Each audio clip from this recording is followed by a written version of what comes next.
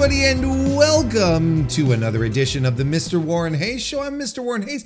Hope you enjoyed that new intro, the new song. Well, the song's not exactly new. I've been using it quite a while on the streams over on youtube.com/MrWarrenHayes as sort of a lead-in song. But I think maybe if you're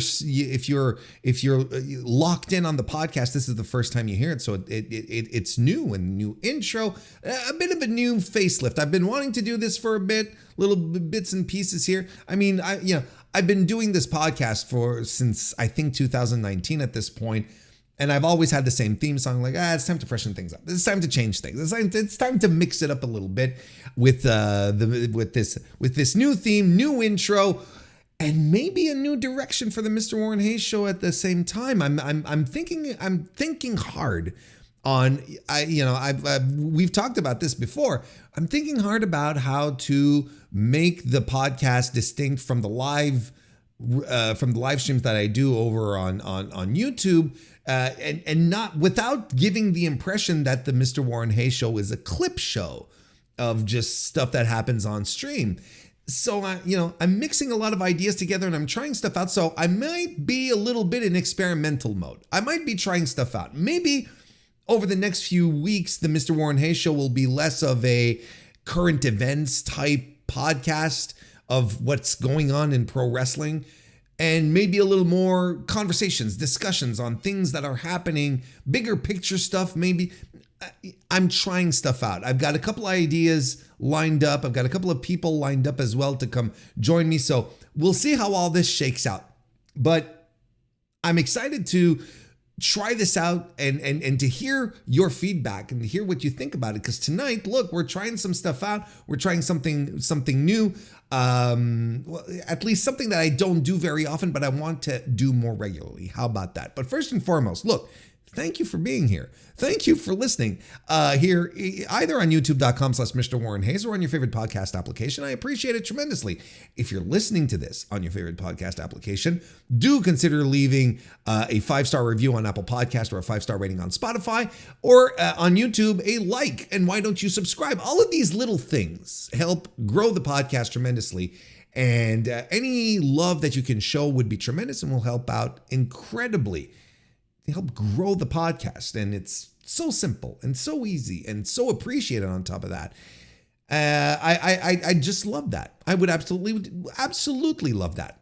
And of course, if you are on YouTube and you subscribe, I live stream 2 to 3 times a week, where then we really talk about, stuff happening in pro wrestling and, current events and stuff.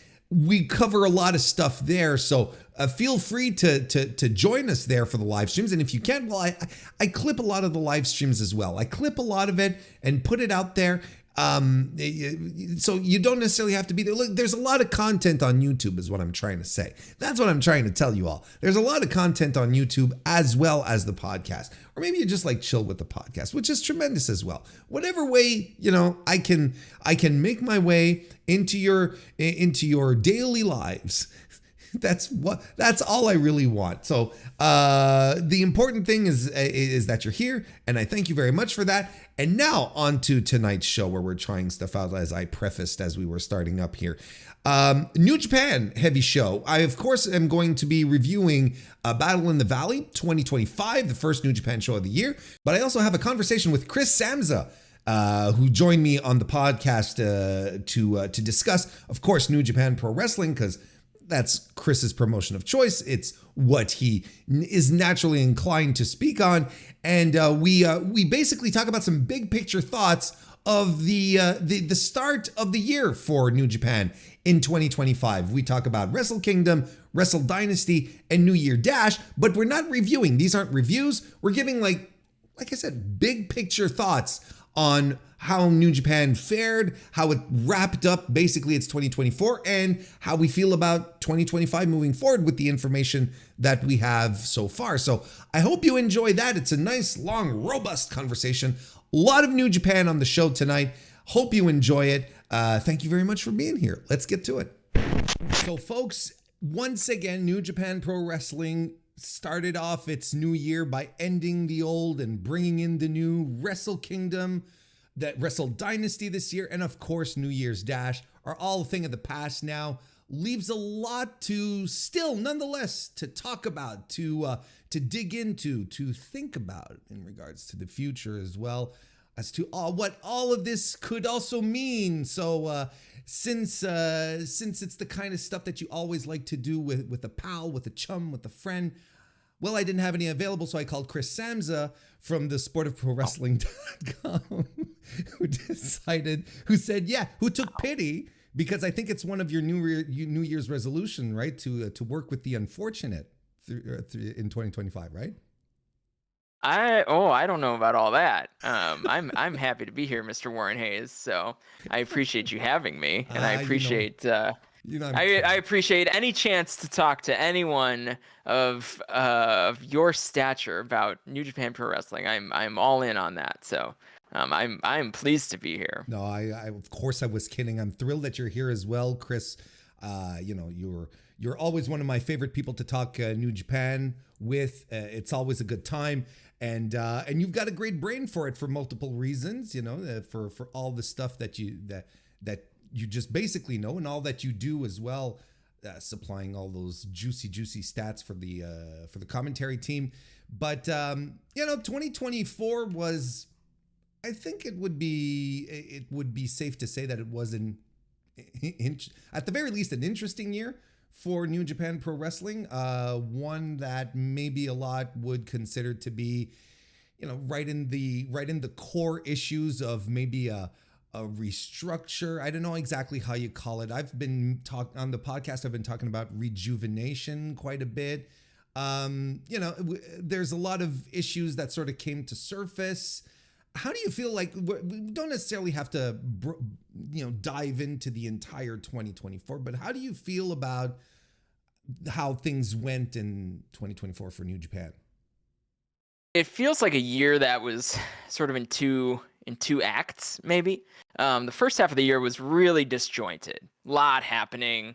A lot happening behind the scenes, a lot happening in front of the scenes. You had guys like, it's funny, I mentioned this to someone else the other day. I was like, earlier this year, there was a period of time where Matt Riddle and Nick Nemeth were two singles title holders in New Japan.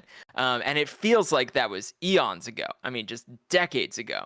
Last year's Wrestle Kingdom, 2024's Wrestle Kingdom, Sonata was the champion coming into the main event.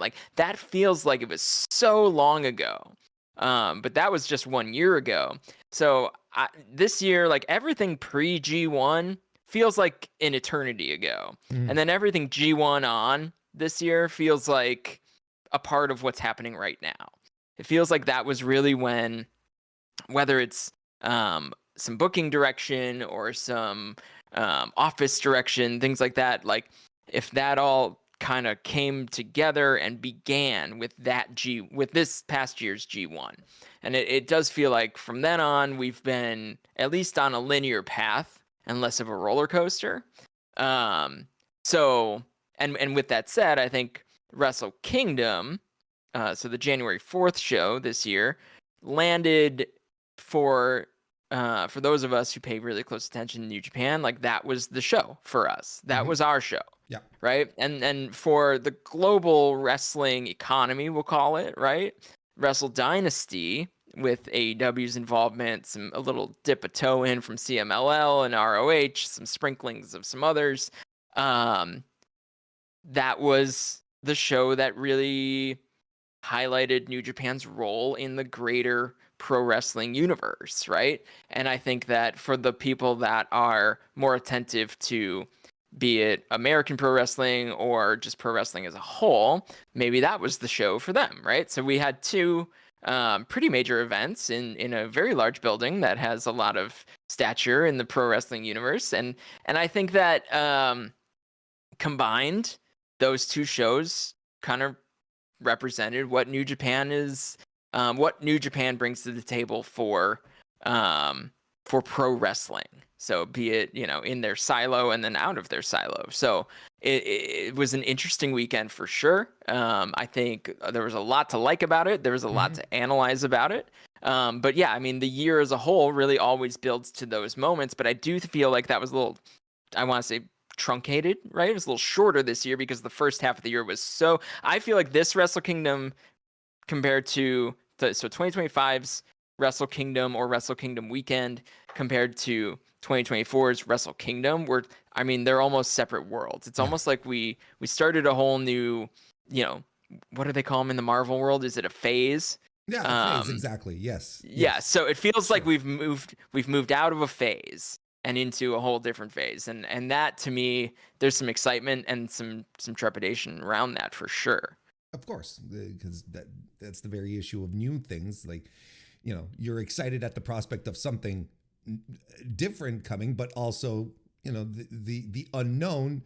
Well, that's why humans fear many things, is because, of course, it's because of the unknown. So, well,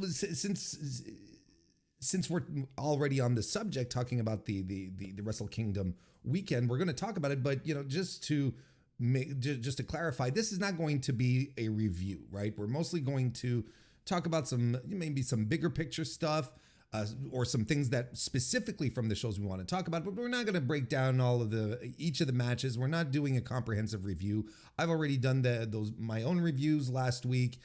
You've probably had an opportunity to do it elsewhere as well. So let's get to it, Len. Let's start talking about the Wrestle Kingdom weekend. And I'd like to start with something actually that you shared on Twitter, which is and I already talked about this in one of the reviews, because I thought it was fascinating. You shared some notes from Takaki Kidani's interview that he gave with Tokyo Sports, a brief interview, but nonetheless, there was some stuff to glean out of there. First of all, the first thing that he talked about was the attendance, confirming that Wrestle Kingdom had attracted 24,107 people, and Wrestle Dynasty did 16,300. And he did not hide his disappointment in this, a rare and refreshing level of candor from a high-level executive. So that was very interesting. So he flat out said it was disappointing and said, next year we're doing this again, but we need to pack this with 40,000 people next year. Out the gate, how do you feel about these? How do you feel about his thoughts right out the gate? Sure. I mean, I think the number for Wrestle Kingdom, January 4th, wasn't all that surprising. It was about 12% down from last year, but in the range of what they've kind of been up to since coming back from the pandemic, really, for some true. I mean, so it's a dip though. It's a dip. Oh yeah. It's a dip from last year. It's a dip from the year prior, which was somewhere in the 26,000 range. Also, so for me, that little threshold that would have felt a little better would have been 25,000, right? Because then to me that's the floor, right? So that's the floor for Wrestle Kingdom, and honestly, pretty healthy floor if you really think through it, right? If you look historically, I think I said it on Twitter to somebody asked, someone who I know and appreciate and respect asked, how do you contextualize this number? And I said, if we are only ever comparing anything anyone does to their absolute peak, we will never have any joy in anything, right? Sure. And I am not a business analyst by any means. I can dissect some numbers, and I'm sure everyone can recognize that, but the difference in 900 tickets is both significant and insignificant at this scale, right? Sure. So, 24,107. I mean, we're not entering the dark ages here. No, we've seen worse. Absolutely. We have definitely seen worse. And it's a shame that this particular Wrestle Kingdom is the one in the cycle that landed on a Saturday. Because traditionally a Saturday Wrestle Kingdom will probably draw relatively well, but it's a holiday in Japan, and it's a part of the winter holiday break. That's why you see a lot of Japanese companies running pretty large scale shows during this time. It's not necessarily just because it's around Wrestle Kingdom. It's not like a WrestleMania situation. It's because it's holiday season now in Japan. Sure. And people are available. So there's a reason that you can pack the dome on January 4th reliably, no matter what day of the week it is. With all that said, that number, disappointing, but within the range of things that I think we could expect given the card, the roster, and the trends right now with New Japan. I mean, they had a slightly up attendance for 2024 over 2023. But I mean, it was basically flat, right? If you're looking at it from a business perspective, it's a flat line for 2 years straight then. And that's honestly pretty good considering the talent that left. And the talent that wasn't in big tournaments like the G1, right? We actually saw like a roster turnover this year, to some extent, to a pretty large extent. So, and then when you look at the next night, 16-3 for Wrestle Dynasty, which was really a Sunday afternoon show in Japan, which is not unusual. I mean, that's something that we see a lot of. I particularly enjoy it because it lands the show at a good time for all of us. Much better for us. Much better for us. Yes. Totally okay. Keep doing the Sundays. You got to look at that and say that's not what they were trying to accomplish here. 16,000 in the Tokyo Dome, with partner promotions coming in. But, I don't culturally, I don't know that stuff lands the same there. You mean I think it's pretty clear it doesn't. As compared to when it happens in the US. It's less of a novelty too. Because here, when it happens, it blows people's mind, right? Think about the first Forbidden Door. Sure. It was like, oh my God, an American company working directly and outwardly with another company, like just mind-blowing stuff. And that type of stuff has happened in Japan forever. And usually with, other domestic partners. I mean, New Japan's had some great drawing shows with Noah, and the United Japan Pro Wrestling stuff that has had some really great drawing shows, better than I expected even. So, so you have to look at that show and say, if AEW wants to get a stronghold in Japan via the relationship with New Japan, then the approach needs to be a little bit more consistent, I think. Do you because I agree, like with the concept of it, joint promotion shows is it's a little more common in Japan. It's not as like you said, you use the right word, it's not as novel here. Do you think that AEW let me turn this another way. The exposure that AEW gets in Japan is not that great. Like outside of, as far as my understanding goes, outside of getting 2-week delay AEW shows on New Japan World, right? Because I think it's a week or it's 2 weeks, something like that, right? Aside getting the shows on New Japan World, there's really nothing else. So, the compelling part of an AEW going there, I feel is much more a thing to attract American eyeballs than the opposite, than really generating interest from locals. Do you think that there's even, like you said it yourself, that New Japan AEW has to be a little more consistent in the Japanese territory do you think there's even room for them to do that? Because look, I mean, the established promotions are all struggling. Like none of them are doing well, right? We talk about it often. New Japan is the only one that's thriving, and even there, they're not, it's not numbers that we've seen them do regularly in the past. How does New Japan get, AEW, how do they get in there and take a piece of the pie without taking that slice of the pie away from someone else also? Sure. I mean, I think they have a lot of the toppings to their slice of pie already, be it the guys who used to work there, and are very, very much still established stars. I think there's some strategy as to why those guys weren't on this card. I agree. I mean, that seems so obvious to me. And I know there's a lot of criticism going around about that, but I do think if you're not just trying to pop a number, right? And that number being attendance in the Tokyo Dome, because we're not talking about TV ratings here. If you're not just trying to pop a number, then you're looking at this at scale, right? You're looking at a much longer stretch of time, which is why you don't hot shot and throw, Jay White, Kazuchika Okada, Will Ospreay, among others, honestly, onto this show. I mean, and they absolutely could have done that, and it would have outdrawn Wrestle Kingdom potentially. It would have outdrawn the night prior, or gotten right up there with it, because that's a different audience.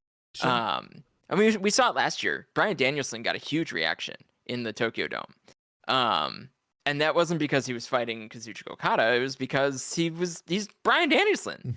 And he's an established dude, and WWE, for all their, for all the reasons I don't like WWE, they have had a presence in Japan, at least on the surface, for a long time. They go and run, mid-sized big buildings and do pretty well there. So that product is a product that people pay attention to, from the perspective of being an important product in the world of pro wrestling. And AEW they've never run their own shows. They've got the talent, right? They've got guys like Okada. I mean, not to mention the Joshi side of things. That they've always had a pretty significant, hand in. So in less of a, like, they work for us now, but in more of a partnership world, the Joshi side of things has always been important to AEW. So, is there space for it? Yeah, but I do think they need to do it. They almost need to do a little bit more on their own before they kind of attach their wagon back to New Japan in Japan again. But I don't really think that's the plan. And I don't really know what that looks like either, because AEW, they do a great job with what they do, but they are very much a television company. They're a TV show company, and New Japan is not. That's just not how they operate. And WWE also is a television pro wrestling company, and that's a whole different presentation when it comes to how it lands, I think, to Japanese audiences and on Japanese television. I don't even know if they look at it like it's the same thing, because it is so disparate in how it is presented. So, those are good points. Yeah, those are very good points. Yeah, and I don't know how you get to where they want to go, I guess, is Sure. that luckily it's not up to me. So, but the point you're making is very salient, and it's something that I actually hadn't thought about. And it all boils down to, like you said, do they want to do it? Because they have the means to do it. They have the means to do it. They have the talent to do it, because they could easily run any of the usual buildings. They could run Sumo Hall. They could run Corkin if they wanted, and they bring in Okada. They bring in Lance Archer. They bring in or bring back Ricochet. I thought Ricochet got some pretty good reactions from the Japanese audience. Just bring those folks back and have your little AEW shows tailored for Japan, and bring Jon Moxley back. They know who Jon Moxley is. Moxley was the champion for New Japan like 6 months ago. I mean, so that's the person that's missing from this show, that leads me to believe, like, this is on purpose. Like, they intentionally did not, like, stack the deck on this show. I don't know if they have some sort of long-term plan for what they want to do on the next one, the next time they try this, or if it's just how all the chips landed. Sometimes things come together late, and guys at that level they're not available the same way you would expect them to be. But they've got the tools in the toolkit. So it's up to them to put the tools in the right places. Because they do want to do this again, at least if we're listening to Kidani, right? Who specifically spoke about that it would be that he'd like to run a show again, because he said, if I'm reading from your notes again that you provided on the Everything app, Kidani suggests that it might be more beneficial to hold another joint show with AEW in Japan, but at a time further removed from January 4th. So to me, that he's clearly associating the lack of ticket sales overall probably to having these two events be so close to each other. I think he sees a benefit to running another joint show with AEW a little more removed from Wrestle Kingdom, and maybe have a little more people buy tickets for Wrestle Kingdom proper, and boost those numbers to a degree. Although I would assume that if you're going to night 1, you're going to night 2 at this point, Yeah, I mean, I think there's probably a fair... the opposite, probably. Actually. If you're going to night 2, right? You're going to night 1. Yeah. My bet is 95% of that 16,000 that went to night 2 was also in the building for night 1. I agree. I would imagine that very few people were just there for night 2. Maybe the biggest Kenny Omega fans that are stuck with, Sure. He was the one guy that I think maybe someone was like, damn, now I got to buy a ticket to the Dome, and they're only going on the 5th, right? And that's not to say he doesn't have quite a few people that would do that for him. Sure. He is certainly a humongous draw everywhere he goes right now at this point. So I think it's hard to run 2 nights in a row anywhere. And I think New Japan has learned that the hard way over the last 3 or 4 years when they've tried that in a lot of their different Japanese markets. Mm-hmm. Including the Tokyo Dome during the pandemic, really heart of the pandemic stuff when they, brought in a couple of thousand people, but they could have had many, many more because that is such a large space and, social distancing and all that. Words I haven't used in years here in America, but vernacular has changed so much. It's kind of, it's like a throwback now. I was like, what did we call that when people had to stay away from each other? Social distancing. Social distancing and clap crowds. So, there's a lot of stories about why they booked 2 nights at the Dome. It was a Saturday and a Sunday. Y'all can find that elsewhere. I don't need to, perpetrate all that too much further than it has already gone. But I also think if you do it separate from Wrestle Kingdom, then you can get some different talent on Wrestle Kingdom, because I look at the Wrestle Kingdom card now, and if I drop in Gabe versus Kenny somewhere on that card near that semi-main spot, that's a hell of a show. You again, got people's interest straight off the bat. Like that's a net positive from these shows moving forward, right? Right. I really saw this in the same vein of Tanahashi working with Okada back in the day, where he's like, I'm working with a new guy, but this is going to be a guy I'll be able to feud with moving forward and draw some money with, and that's absolutely a net positive that came out of that. Despite the fact that Kidani felt again in his comments that maybe the atmosphere could benefit from having a little more of a rivalry between the promotions. That's something that he mentioned as well. But I feel like we're going to talk about that a little later as well. So we'll just put it's front of mind today as we're recording. Yeah, pretty much. But peek behind the curtain. We're recording this on Monday on January 6th. So I'll let you put that timeline together. But the last thing that he mentioned that I'd like to talk about, before we get into the shows overall, let me start that over. Konosuke Takeshita, after his Wrestle Dynasty match, said, "Yeah, I have a 1-year contract with New Japan," and everyone was kind of excited, and I was like, oh. Okay, work, it's like, you always have that little barrier up. You're like, well, is this the thing?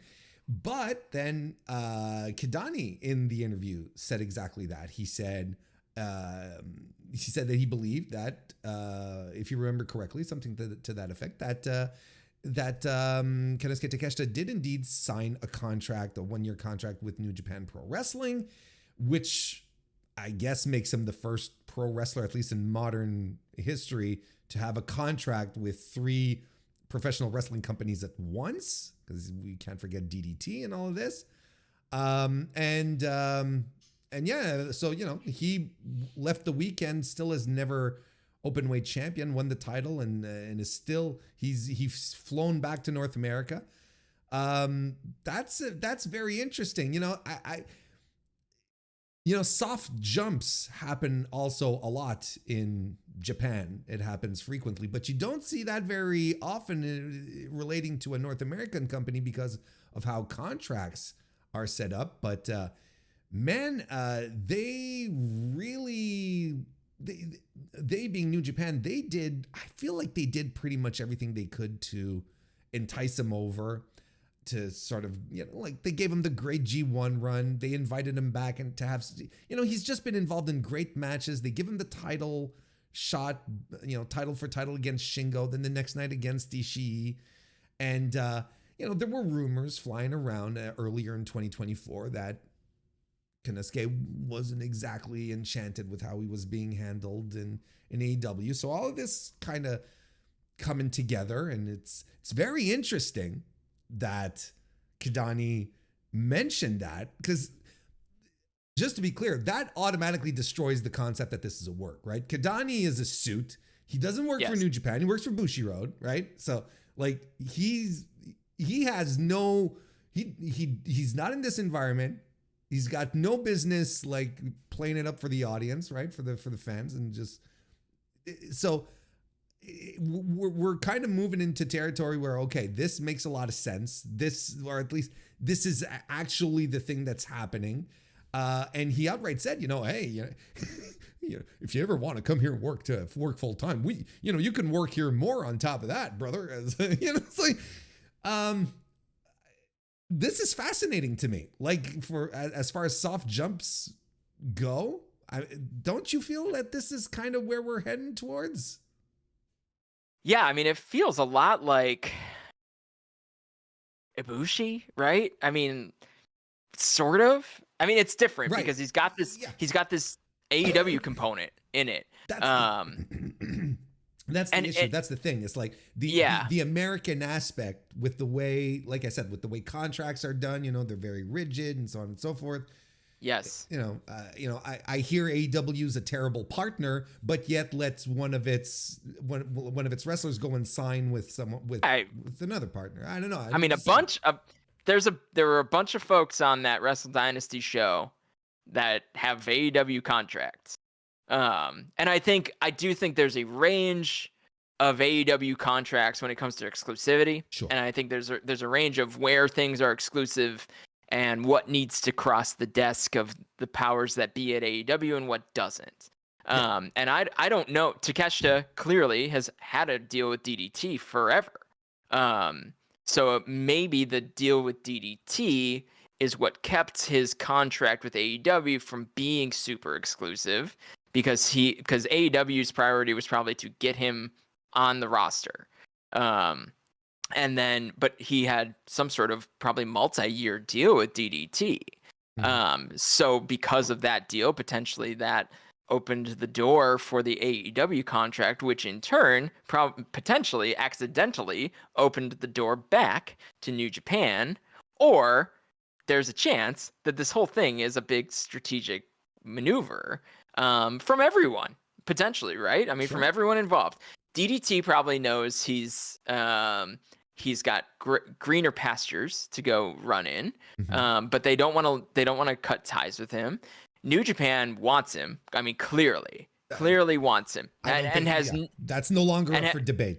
That's no longer up for debate. And I don't, even when he went in from the G1, and my understanding with the G1 piece was that was a last minute thing as a replacement for somebody else. And I don't remember who. I honestly don't know if I ever knew who, but it makes sense because he then had to, they had to modify his match schedule so that he could wrestle on Peter Pan. So he wrestled. I think he was in the B block, and he had to wrestle one of his matches on an A block night so that he could go and wrestle in Peter Pan, which led me to believe that this was not a long-term plan. He was coming in as a sort of a last-minute thing, and I'm sure he was, based on everything I know, he was thrilled to do it because his dream was to wrestle in New Japan at some point. And we've seen this before a little bit. In a way, we saw it with Shingo. We saw Shingo leave Dragon Gate, do some time as a freelancer, champion Carnival with All Japan, and dip in his toe in a bunch of different places, and then boom, pops up in New Japan, right? And now he's a staple there. Now he's a little later in his career than someone like Takeshita, who's very early in his career and could really still have a huge run at the top in Japan. But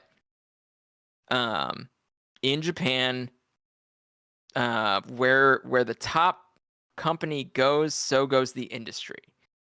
So that's not to say, and the soft jump thing is more of a cultural thing there, based on how employment works there. Like, people don't jump around and job hop in Japan, and that comes back to pro wrestling as well.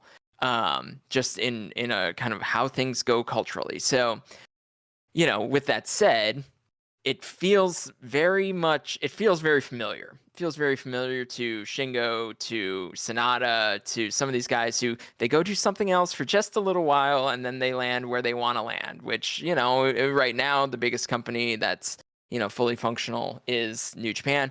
Even Kenta, right? Kenta left Noah, went to New Japan, went to WWE. Hideo Itami had a run, doing God knows what, and I watched him break Brian Kendrick's nose in Chicago, which was fun, on Christmas, mind you, on Christmas. There you go. Doing a go to sleep, which I'm sure he wasn't supposed to do in Chicago anyway. But long story short, he landed back in New Japan, and now maybe we'll talk about Kenta later. But he's up to some other stuff. So, but it's a familiar thing to like do a gap year, I guess you could call it, in your career. You go to America, you go to Europe, you go to, wherever else wrestling happens, and then you come back and you land in wherever you want to land. And Takeshita does sort of feel like that's what's happening. And, I think there's a lot of people that hope that's what's happening. And DDT may be, they may be, in tune enough to say, well, if New Japan does well, we will do better, and have the same size piece of a larger pie, if we want to go back to the pie thing. So there's a chance that they kind of see the forest through the trees in that way, which would be kind of an honorable thing. Well, I agree, and I'm pretty sure they'd benefit from having Konosuke Takeshita being closer as well. Probably be able to show up a little more often.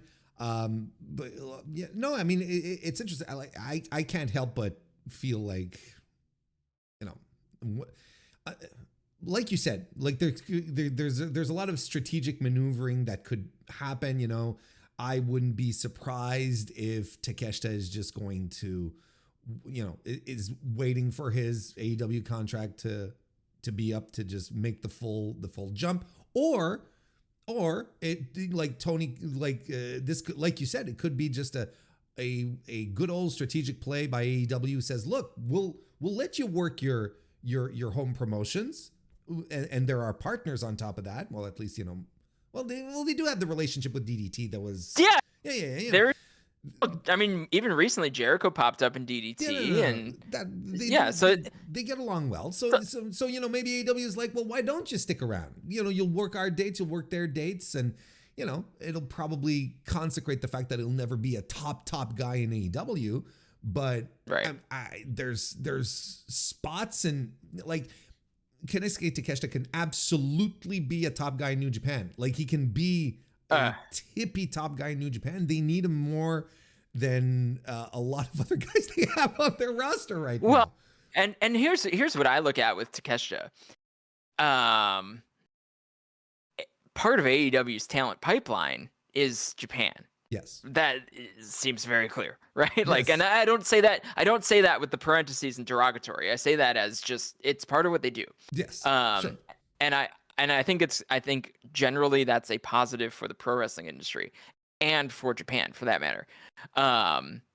Could they do it a little more spaced out? Yes. That I would appreciate that. We all would. On this side of the coin. Sidebar. But they need. I think they're going to need that pipeline to stay full, and to continue to compete in the pro wrestling universe that they exist in. And I think if Takeshita were to go full-time New Japan, he's at the top of the card almost immediately, and I think there's a long ace run on the table for Takeshita in New Japan Pro Wrestling. Long being like sure, Okada length, maybe not like God of Pro Wrestling forever, right?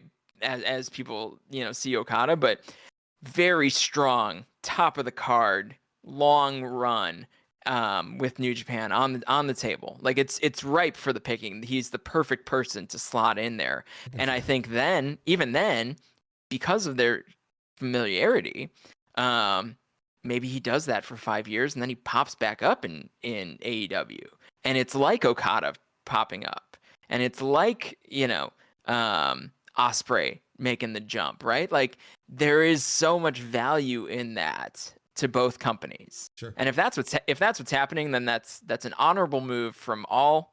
And I think that there's a part of me that feels like that's the path. And damn, do I want to see it. That would be awesome. New Japan does not have a roster issue. They have a main eventer, top of the card challenge. Because the top of their card jumped. And they were not soft jumps, as we can see. They were very hard, and they have sustained. So yeah, and their main eventers either left or they can't go anymore. That's the issue. Right. That's the main issue with the top of the card. So yeah, you throw in a guy like him, holy smokes, like it changes. Yeah, it changes everything. And all of a sudden you've got a big boss. And domestic, right? I think they do have, and domestic. Zack Sabre Jr. is a great big boss, right? For an international pro wrestling company, which is a lane that New Japan operates in. He's not a domestic star that you can put on Japanese game shows and, et cetera, et cetera, et cetera, right? And people in Japan, I think they want to see Japanese folks at the top of their pro wrestling companies. And I think that's a little bit of why, night 2 of Wrestle Kingdom weekend, Wrestle Dynasty, drew the way it did. It drew the way it did with 2 foreigners on top. Sure. And it's a main event country. Japan is a main event country. The main event is the poster. It's not but the bones are there. And the Takeshita thing is a huge piece to the puzzle. And if that's how it all plays out, then I think everything's going to be A-okay for everyone involved. I think so too. Yeah. I'm be curious to see how all of this shakes out in a couple of months, a year. We'll see. I mean, if he's in this year's G1, that tells us something too. Sure. Yeah. That he's here to go. Because that's the tournament that puts your body on the line. And if you're giving your body to that level as a roster member, then that there's some long-term stuff going on. Let's talk about the shows a little more. Wrestle Kingdom, Wrestle Dynasty. I think the consensus overall is that Wrestle Dynasty was a clearly better show from top to bottom. A lot of people are dragging Wrestle Kingdom in that regard. I don't necessarily agree. I didn't hate Wrestle Kingdom 19. I really did. I thought it was a good show. It's just a show that lacked pizzazz, for lack of a better word. It didn't have anything outright great. But overall, it was a good show. It had its problems. And it comes with the Wrestle Kingdom label, right? So then you have the automatic expectations that kick in, which is fine because that's what you as a wrestling company want when you create, your premium show, your WrestleMania, so to speak. You're coming in with the pretense that this is going to be a show that's going to blow your mind, that's going to be great. And when it's not, Well, I think folks have an easier tendency to discard it and poo-poo on it, whereas when you look at it objectively, you're like, this was a good show. I didn't have an issue with the show in and about itself, outside of the fact that a Wrestle Kingdom shouldn't be a good show. It should be a great show. You know? What did you think? Yeah. And I've said this privately, but I enjoyed Wrestle Dynasty like I enjoy an AEW pay-per-view, which is like, it's a little frantic. There's a lot happening, not a lot of connective tissue throughout the show, because everything sort of feels like a segment, as opposed to being a part of a whole. I think the top match for the weekend, the two top matches for the weekend, happened on Wrestle Dynasty. Sure. So, Gabe Kidd and Kenny Omega, which I just think was just stunning. Mm-hmm. I've been a Gabe Kidd believer from the beginning. Oh, same. Yeah. I mean, like, a lot of people thought he needed to figure, and he did. He had to come back to earth a little bit on some of the stuff he was working on, but, sometimes you got to workshop a character for a little while, and he did, and he found his lane, and he's been great. Right. And I think, Kenny was a great foil for that. And there's a lot happening in the Gabe Kidd world. And I think it's really neat. The Bullet Club guy coming out with the lion mark on his shorts, tremendous. Like the pop and the swell. And that's Tokyo Dome shows. Pop is a weird word to use on a Tokyo Dome show, because how you hear the sound is kind of from the ring out, and like it's this swell of sound, and it's a whole different audio experience if you're watching watch any Tokyo Dome show. And that's how any of these kind of big moments, they swell. It becomes this like small sound that goes big, and eventually it's this thing, and it's such a neat thing. And the best one that happened this weekend was when the people saw the side of Gabe Kidd's tights, which they must have had the tight shot on one of the big screens, because all of a sudden everyone's like, oh, and it got bigger and bigger, as big as it can get with 16,000 people in that building. And that was such a neat moment. But and then obviously the other great match over the weekend was Takeshita and Ishii, which was just fantastic.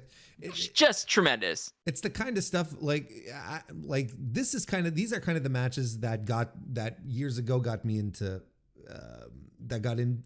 New Japan, right?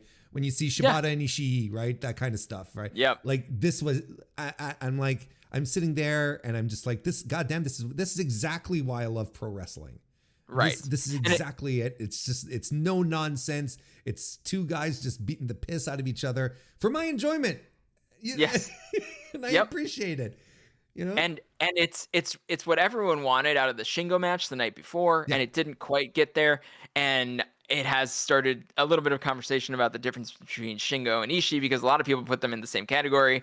I do not put them in the same category. I think that Ishii is special. Shingo is special, but Ishii is a different kind of special.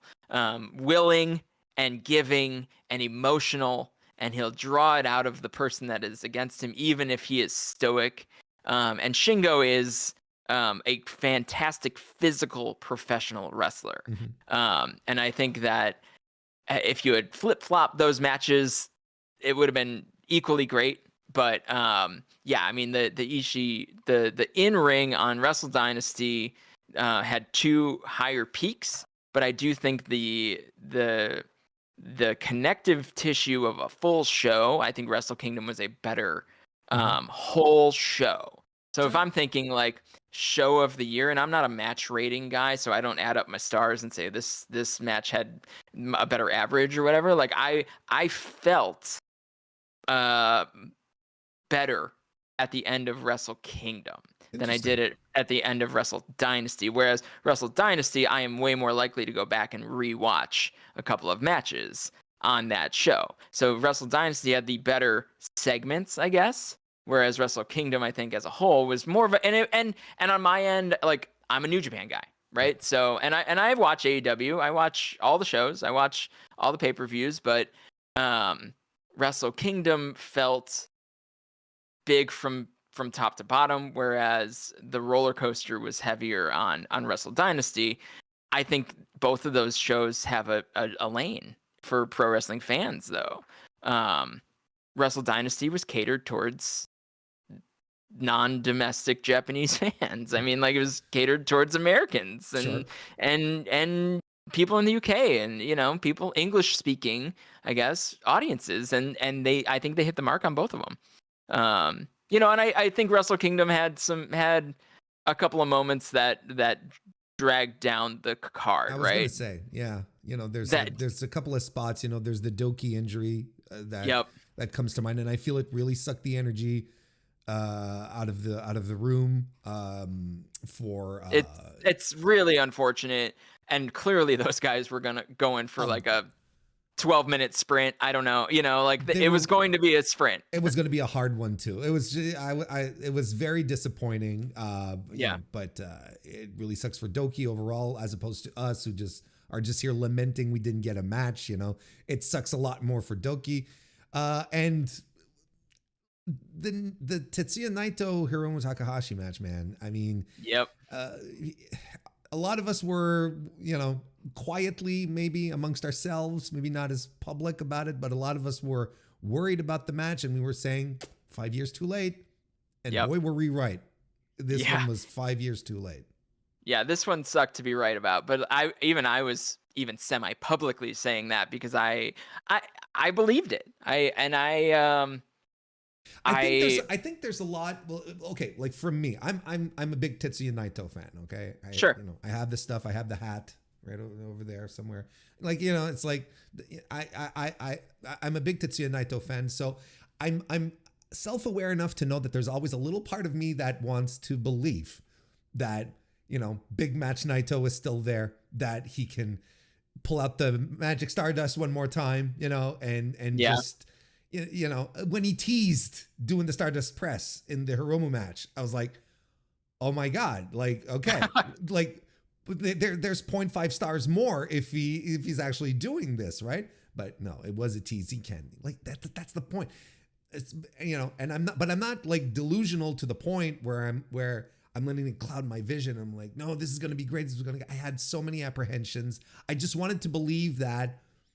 I didn't want to go so hard on it in the lead up, although I was being logical about it, but I didn't want to go so hard because I think somewhere inside I'm like, you know, this is Tetsuya Naito. It's one of the greatest to ever do it.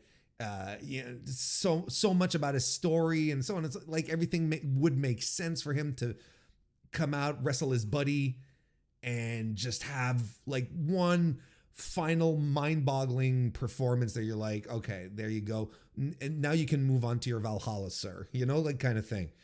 But it just really wasn't the case, and it was really disappointing. It was a very deflating match, you know, and I think the crowd felt it as well.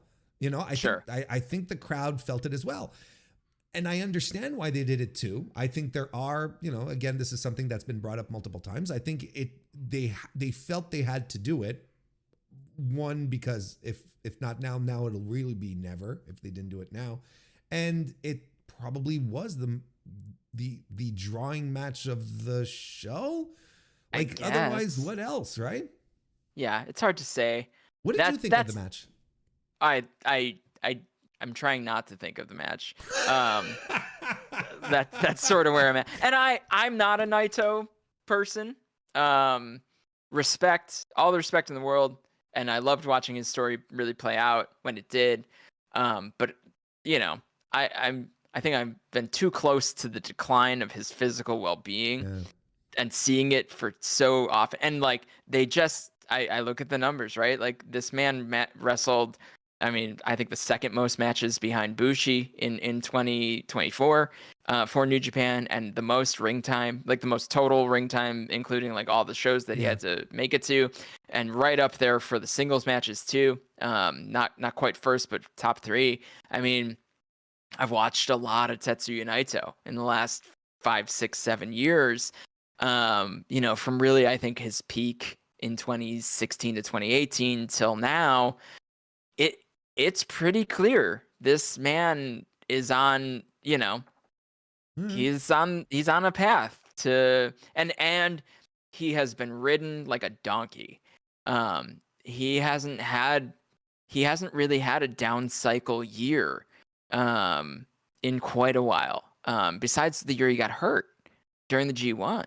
Sure. And that might have just saved him something. But you know, Tanahashi had a couple of down cycle years, and then it continued to just down cycle to the point where now we know he's retiring. Hell, even And Kazuchika Okada had down cycle years. well, yeah, Okada's 2020 with the money clip and you know, whatever the balloon year was. And, you know, I mean, Naito, his trajectory was that of someone who thinks if he doesn't have a ton of output, maybe he doesn't have a spot. I mean, and that just shouldn't be the case. And I'm sure it's not the actual case, but that's how it feels from the outside looking at, you know, just how hard he's been ridden. And, you know, it has made sense, but it's also kind of a shame that we're not going to try to elongate this man's career. Maybe we will from here on out. You know, tag team with Hiromu, etc. But I mean, Hiromu's no spring chicken either. So we're not looking at the youth of New Japan here, and I think Hiromu's kind of stale. You know, I hate to say it, but like, what has he done that's like, isn't it wild? Different Wasn't it last year, the start of 2023, I'd say 4 or 5 months in, and he's having stellar matches. Like he had that great match with Yo, right? He had the great match with Leo Rush, and Mike Bailey on top of that. Like he was having a bomb ass year. Does that make me sound cringe to say bomb ass? I don't know. He just hasn't. He hasn't evolved. That's the problem. I think, you know, and I think there hasn't been a space for him to evolve. And again, he was carrying the junior division for a long time too, right? They kept putting the title on him. They kept putting Best of the Super Juniors on him. Like, and you know, the junior division now is so strong that I'm finally pointing to Hiromu and saying, sure, put him in the heavies. Like, let him go. Sure. Like, let him go do whatever he's gonna do, right? Or let him, I don't know, let him go freelance, or let him have some more produce shows, or whatever it may be. I mean, like the man he's a wild man. I mean, and he can be a very fun wrestler. But yeah, the match with Naito and Hiromu, ultimately, it landed flat. They got to it a weird way. It didn't create this like groundswell of, wow, I got to be in the building for that. Like, I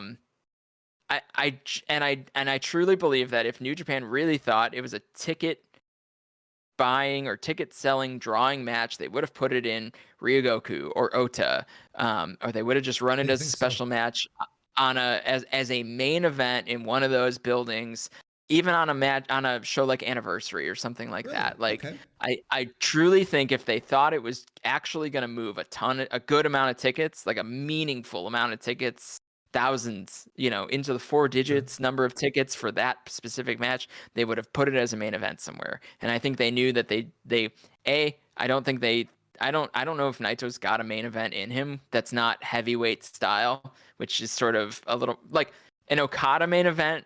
Sure. I think he could still do, right? Where it's this groundswell up to a couple of big moments, and you know, you could really bring it together that way. I don't think he's got a main event in him with Hiromu. So the semi-main spot made sense. I still think that was like 3 matches too high on the card for the expectations of what it was supposed to deliver. And it's a shame. It is, because that match would have, even in 2020, I thought that was probably a couple of years too late, but it would have been awesome. It would have been on Anniversary, and it would have meant something, and it would have been those 2 dudes, both as title holders. Like, it would have been a moment. Whereas big match Naito was still around back then. Yes. Like, you know, regardless, because he was still banged up at the time. Don't get us wrong. We're not sitting here saying he was top form, peak of his career. No. We understand, but he's not as, you know, at least he's not like, you know, yarn and, you know, duct tape, you know, as he is right now. And Lord knows what he sees with his eyes. I mean, pro wrestlers, pro wrestlers are pro wrestlers, right? So that was an on the record interview about what he saw, but there's got to be some truth in there. But So let's say it is. Can you realize just how wild it is to say, yeah, I'm going to have an operation on the other eye and make the other eye's eyesight worse so that it balances out with the other one so I can see better. Like, that's just nuts. That's like insane. if Naito was a dog, they would have taken the other eye out. Pretty much, right? Yes, like that's and he would have lived a happy. I had a dog with one eye. It was a real thing, and it was fine, and it was better once he only had one eye. And I hate to say Naito should go like be a pirate now and just cover one up, but like maybe it would be better. I don't know. At this point, I don't know. I'm not a doctor, believe it or not. But yeah, I mean, so couple of deflating moments, and then it's a matter of how you felt. Wrestle Kingdom is really a matter of how you felt about the main event. If you liked Zach and Shota, or if you're a clock watcher in the way that says it went too long. I don't feel that way, but I'm used to. Well, it did go too long. It did. I'm not necessarily a clock watcher, but it did go too long. They missed the mark. Yeah. But that match, they were really trying to get the crowd behind Shota Umino. They were trying to pull some pro wrestling magic. I think they were just trying to get the crowd to feel something about Shota Umino, and they didn't. No. And it just, so then that made it feel a little long in the tooth. I think Zach is still, for my money, the best active wrestler in the world. Sure. But he is also not Nigel McGuinness, and by that I mean he is not a magician on the side. So he could not pull this magic off. Look, your partner just has to want it. You know what I mean? Like, it's just as simple as that. Someone, I think it was in the Slack, I don't remember, but someone shared a picture of Zach sitting on Umino's head, right? And so you have Umino's head, right under Zach's ass, and there's like no expression. He's taking a little nap. He's just taking a little nap. Looks serene to a degree,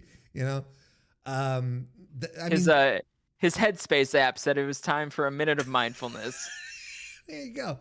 It just went off mid-match and he called it in the ring. He told Zach, like, I gotta put me in a hold, man. I gotta get my mindfulness in. Yeah, it's a shame. I was very pleased that Zach was the winner, because I was going around town saying, I think Shota's winning this thing, because otherwise why do you put him in the spot? Like, and I still sort of believe that. I very much believe that. Like, if Zach was just going to win the main event, why didn't they just run Naito there? But I think they're trying to blow up the calendar a little bit. And that's all fine and well. Like, a little less consistency, a little more uncertainty about who's who and what's what in New Japan, and it is a strategy. So I will allow it to be a strategy and see how it plays out. But I think if they were gonna, Zach and Naito could have had a much better match for Zach, a much better match for Draw, and a much better match for Naito. You think so? Yeah. I think Zach and Naito are great dance partners, and Zach wrestles a style that you can stretch a match out a lot longer without having to, depending on, Naito could have depended more on his charisma than his physical, state. Yeah. So, and I mean, there's yes, it would have been the rematch of all rematches. They've done that match a billion times, but it would have. People would have known. They would have known it was coming. Then you still get Naito on top of the dome, and you don't. Hiromu is still a physical wrestler.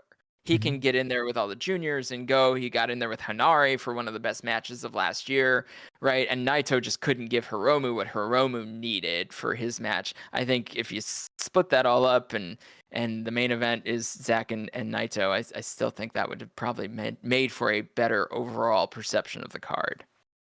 I kind of feel there would have been a revolt if that would have happened. Just boring, and mostly why aren't you booking any new guys, right? Well, there's that. There's that.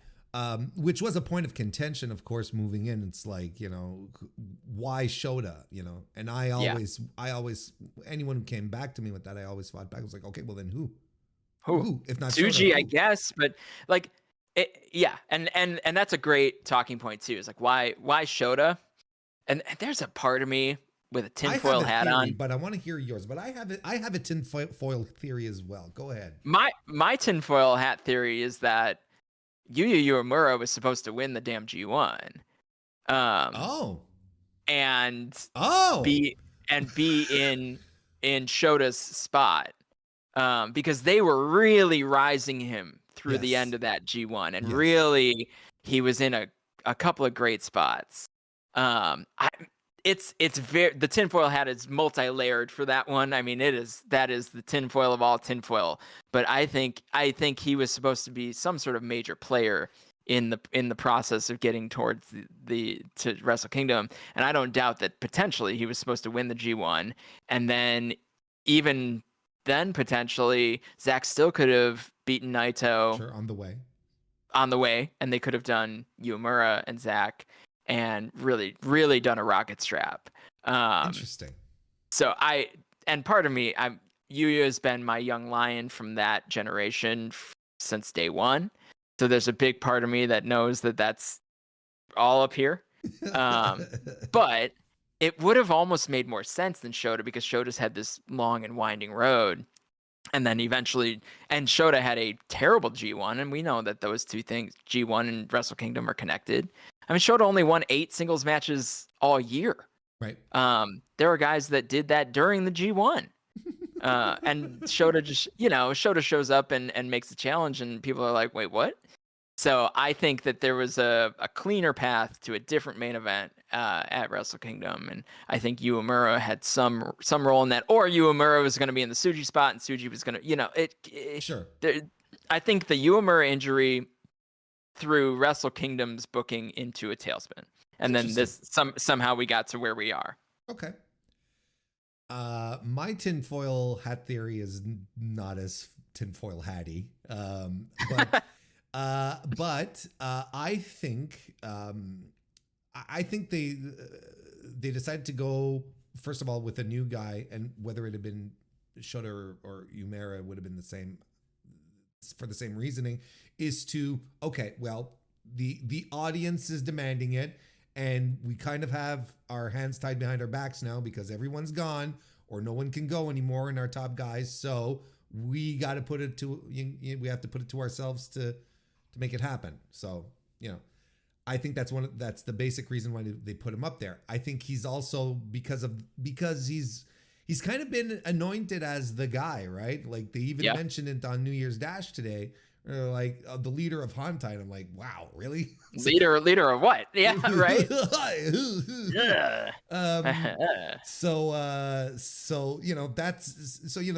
There was that, but ultimately, I think that New Japan was self-aware enough, and there was a bit of a political back and forth between the guy with the pencil and the guy, and maybe some more of the leadership who don't necessarily, I don't know who doesn't believe in who at this point and who wants to push who, but they're like, okay, sink or swim.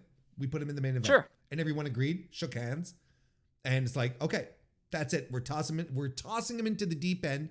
We'll see what happens. I think that's why we ended up with him, and because they looked at the landscape and they're like, okay, well, we put anyone else, we're not drawing any more money. Like we're not drawing any harder if we put Yoda there, or if we put Narita there. Bear with me, but we're not drawing any more. We're not drawing any more money than if we put Shota there, as opposed to any other of the young guys. So might as well just see what happens, right? I think that was the outcome, and I think there's I think there's a lot of people eating crow for. But then again, I look at New Year's Dash and I'm like, are they? Well, right, because still part of the conversation, right? Yeah. I mean, yeah, not an immediate down cycle, at least. Nope. Yeah. So I think, I'm sure there's some of that, right? I mean, like it was absolutely a sink or swim situation. It was a huge risk, and they took it, and we got what we got, right? But I was fearful. Well, I'm fearful is probably overblowing it, but I really did think Shota was winning because foreigners don't win the main event at the Tokyo Dome.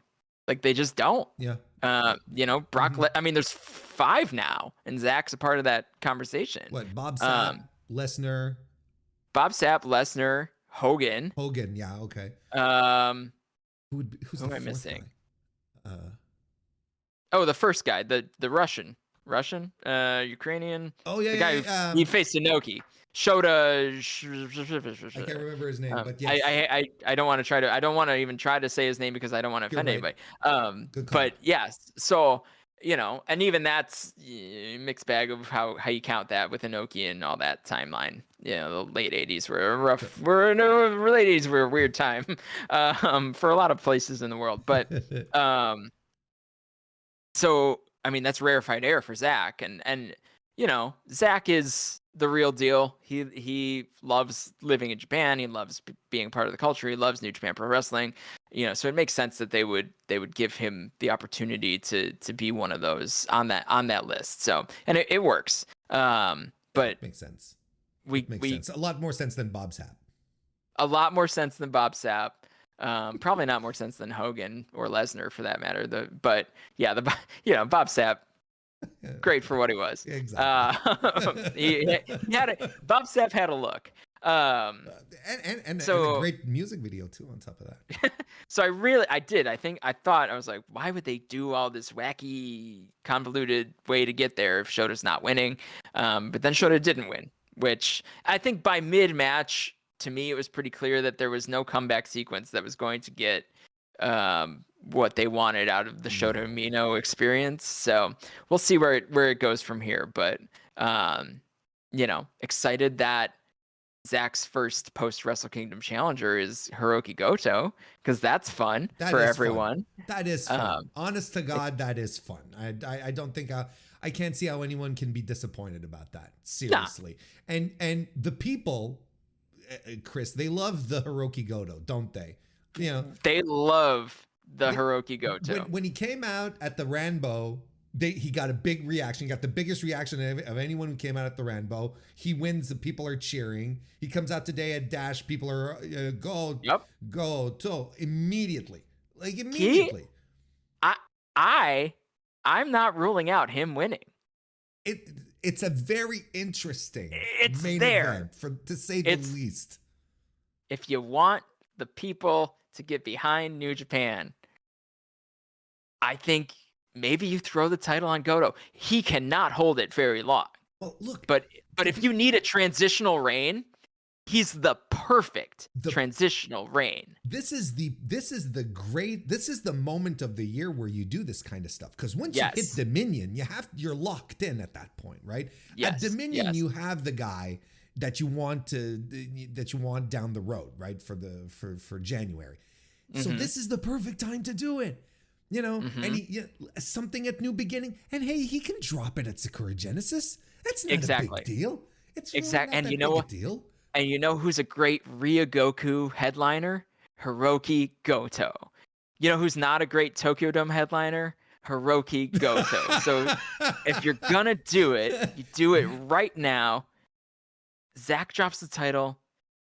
Goto drops it to the next white guy, honestly. Because rarely does the title go from foreigner to foreigner, too, right? So, true. And I think they know that they don't have a fresh domestic talent ready unless they want to, really go for something. But I think Goto beats Zach. David Finlay maybe wins the New Japan Cup. David Finlay beats Goto. David Finlay carries the belt for a little while. Somehow you build up whoever, right? Like that can be real. And usually they do that with Jay White or, AJ Styles or whoever, right? They've done that a lot with the foreigner, but they could do it the opposite way they've done it with Tanahashi too. Tanahashi sort of had it went Omega, Tanahashi, Jay White, right? Sure. Yes. then back to Okada, right? So somehow, some way, they like to bounce it back and forth between foreigner, domestic, foreigner, domestic. So, um, I love the Zach reign. I don't think Zach needs a year and a half long reign though. I think the right move might be, and also just for the feel good moment, Look, put his kids in the crowd again, right? You do the whole thing. You do the whole thing. You bring the kids up to Osaka. He wins the title. and then He he walks loses around. it to, and then he loses it to like you said, to Dave Finlay again. Like he loses. Well, and the Finlay and Goto, they're kind of intertwined because Right. Goto got that New Japan run because Finlay got sick or injured, Mm-hmm. and that Finlay could just come out and say that was supposed to be my spot, He and could do that. I was gonna win the damn title. I would have had the title all year. Finlay could make I, it as big as he wants to make it. I was mostly thinking of, Goto bringing his kids back to see him fight Finlay again, and then Finlay makes his daughter cry again. Like it was more like Yes. Oh around. yeah. I mean, there's a ton of callbacks to have in that whole story, and it's like a gift. It's like right on the platter, And unless they really want Goto to never hold that title. But I just don't think that's a line in the sand that they should stick with right now. and I I would think and argue, Goto can still go. yeah, I mean, exactly. Because he had some this is a guy, great matches. he understands the mandate of his spot. Whenever he's put in these spots, he understands it's time to deliver, right? And Yep. we've seen it. There's guys who are put in the spots and don't get it, but Goto gets it. He 100% gets it. He's gonna be like, okay, it's time to deliver, just like he did in the G1, just like he did in the G1 again this year, right? Where you're like, oh, it's Hiroki Goto. And then at some point in the tournament, we're going, holy shit, is he winning this? Right? Where we're going like, oh my God. So Yep. another point I think where it might make sense is, look, I think there might be a few more tickets sold to events where Hiroki Goto is the champion, is at the top of the card. He's an established guy. And probably a little more than Zach. I don't think Zach's drawing record is stellar. Yeah, it's not bad, but it's not. He's not blowing the roof off the places, right? Not at 16, not at 16,300 in the dome. Sure.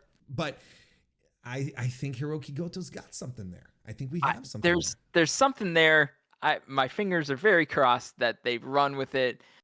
Give him his moment, and make another person out of it, right? Make a David Finlay, or even one of the younger guys, right? Like Goto can carry anyone to a great match. Finlay makes so much sense. Oh yeah, because he did not lose to go middle back down on the mid card. He lost up. Well, especially now that we know that Gabe Kidd is targeting the global title. Like, to me, I think it's clear. That says Finlay's got to go after the big belt, and has to have an actual chance to do it. Otherwise, you've got a weird dynamic in Bullet Club War Dogs, and that may play out also. But I think that, to me, means Finlay needs to be established at the next level up to leave space for Kidd to be at the white belt level. It all sort of lines up. I mean, either way, I think David Finlay lost up. He's gonna move up the card. Sure. And I think that's great. I think it's perfect. I think he's ready for it. I think he's the perfect New Japan Cup level winner. So if we're looking at the first half of the year here, I think New Japan Cup, it's David Finlay's to take and win. And I just don't think they headline Ryogoku with two foreigners, which leads me to believe that somehow a Japanese wrestler has to get the title. And there, he's right there. He is indeed right there. Did we just talk ourselves into this? Is this? I mean, I talked myself into it as soon as I saw him win that Rambo. Actually, probably before. Because it's a good plan. It's a good plan. I just think it would land with everyone, and there are very few plans in pro wrestling that land with everyone. Yeah, North American fans, Japanese fans, I think everyone would be happy with a little Goto run. I think one last thing I just want to talk about about the Wrestle Kingdom show, because I think amidst it all, one of the things not a lot of people, one of the matches a lot of folks aren't talking necessarily a lot about is the Iwatani Azumi match for the IWGP Women's Championship.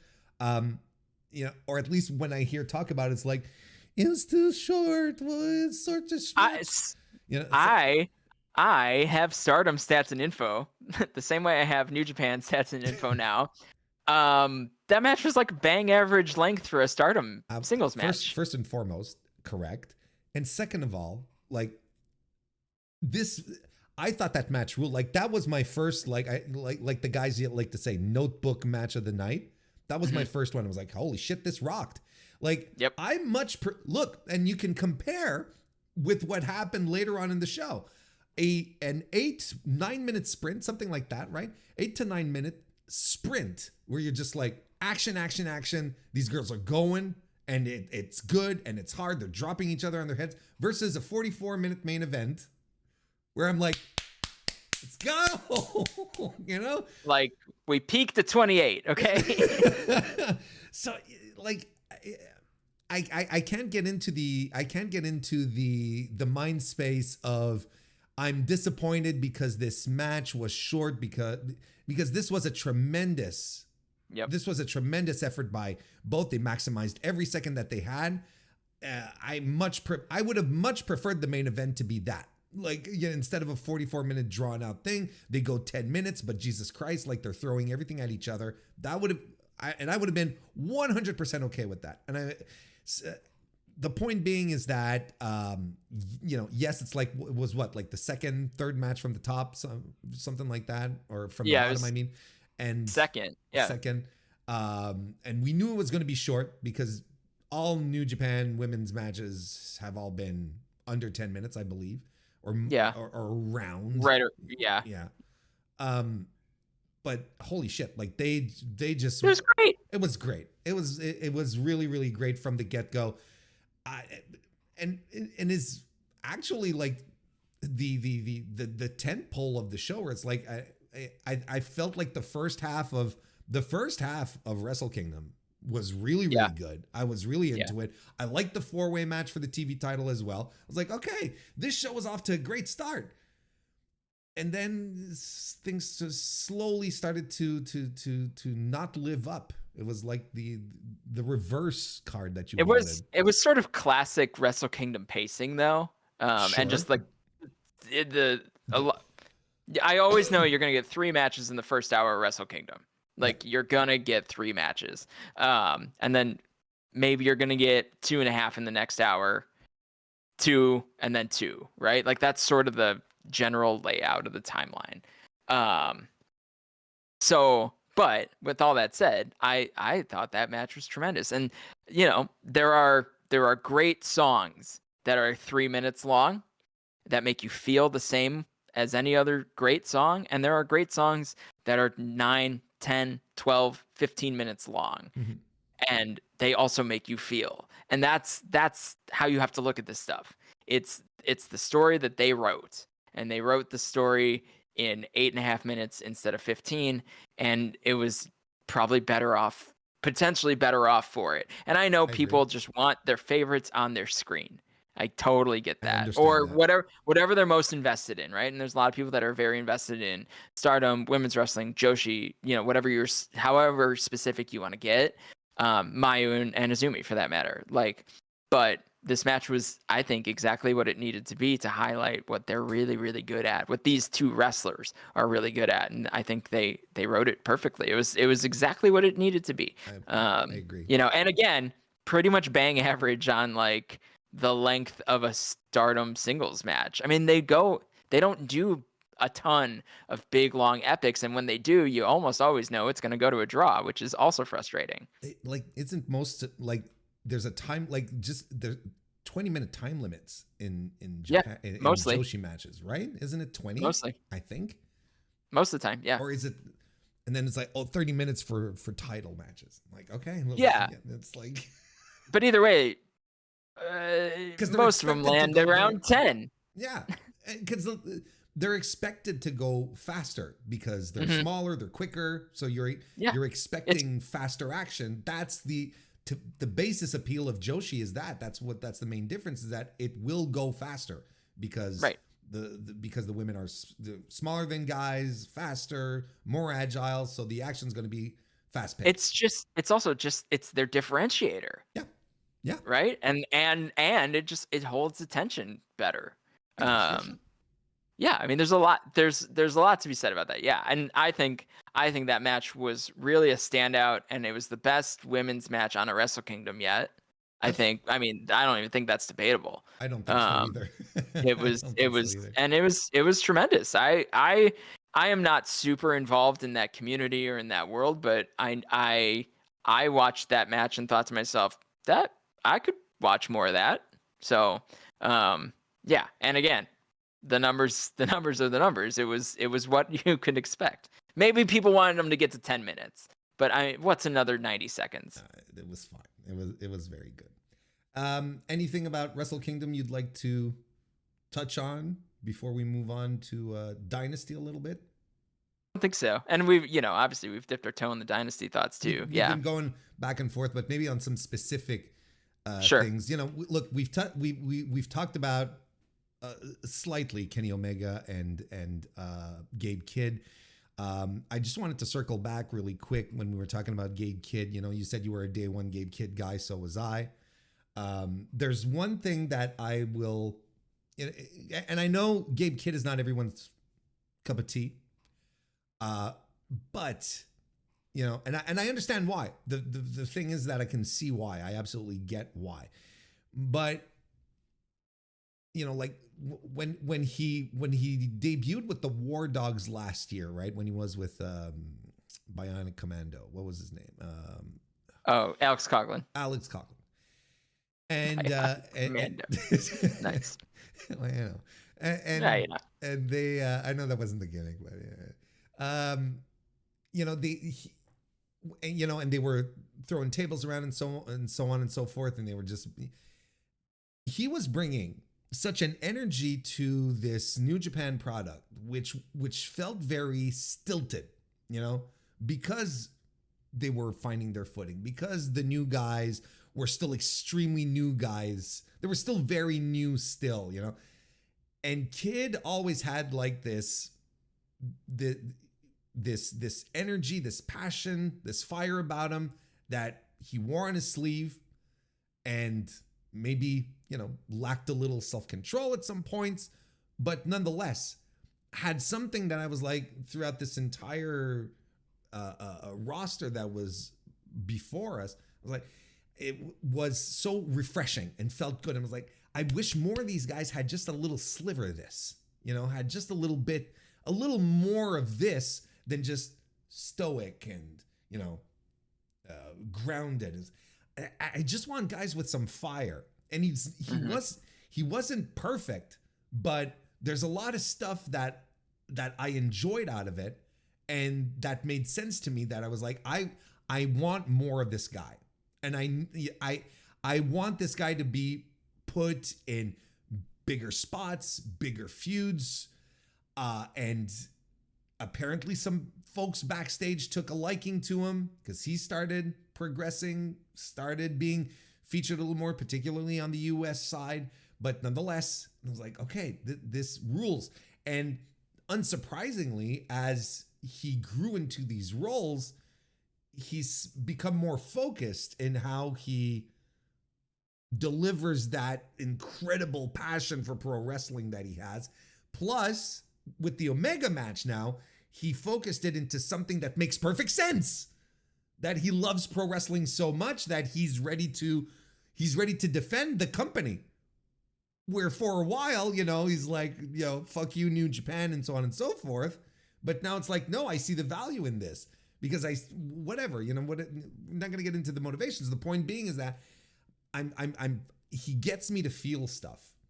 And that's so crucial when it comes to pro wrestling. It's like, I'm good with this. This was tremendous. And I think, look, I think it's more obvious than ever that Gabe Kidd has the potential for big things, that big things are on the way.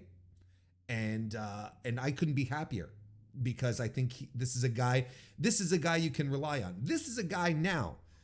Let's say that if you were to, like, if we start talking about Wrestle Kingdom, as opposed to this year, where it's like, if not Shota Umino, who? if you were to ask me the same question in the same context, I'd be like, well, Gabe Kidd. Sure. Hell, Why I not? wouldn't be surprised if he won the G1 this year. That's how, It'd be interesting. that's how motivated I am about this. This is how I'm feeling it, man. I'm really feeling it. The lion mark on the trunks, shorts, whatever.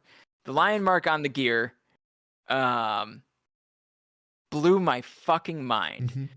Can I curse on here? Oh yes, yes, absolutely. In context, it blew my mind. I was like, this is a guy who will openly just trash everything, New Japan, everything. If it's not the War Dogs, if it's not the people he's involved with, he doesn't care. He's not into it. He's just going to bury it under the earth. And this man came out in a fresh War Dogs tracksuit, which is a good look. Yes. I'm a tracksuit guy. I can tell.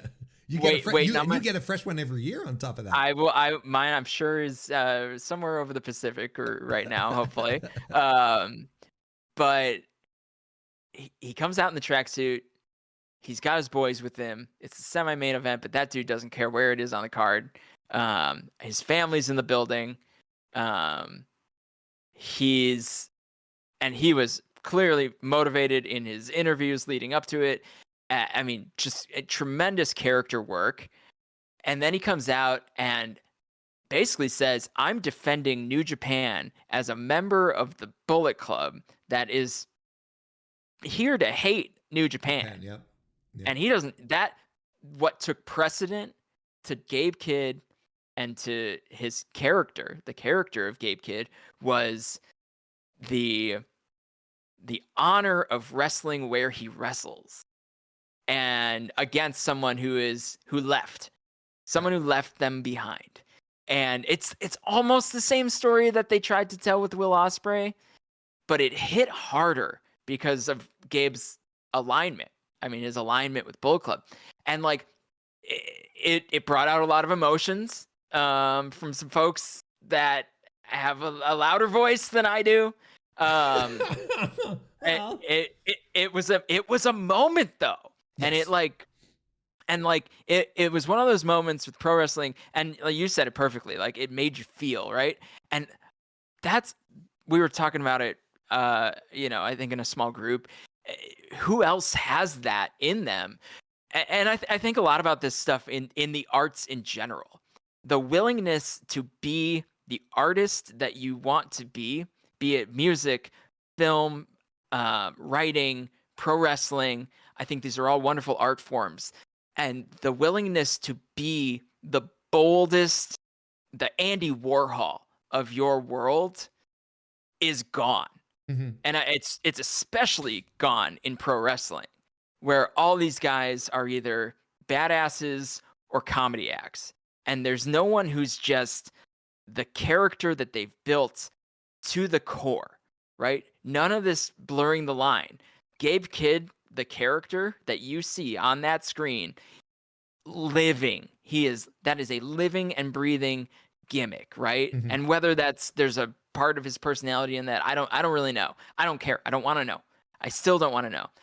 It's the best part of the show to me is when someone is so fully invested in the character that they want to be in their art form, and that in this particular case, the art form is professional wrestling. Like when you're that invested, it's going to get people to come along with you. Mm-hmm. And hell, if it didn't bring people along with him. And I think to some extent, Kenny is that too.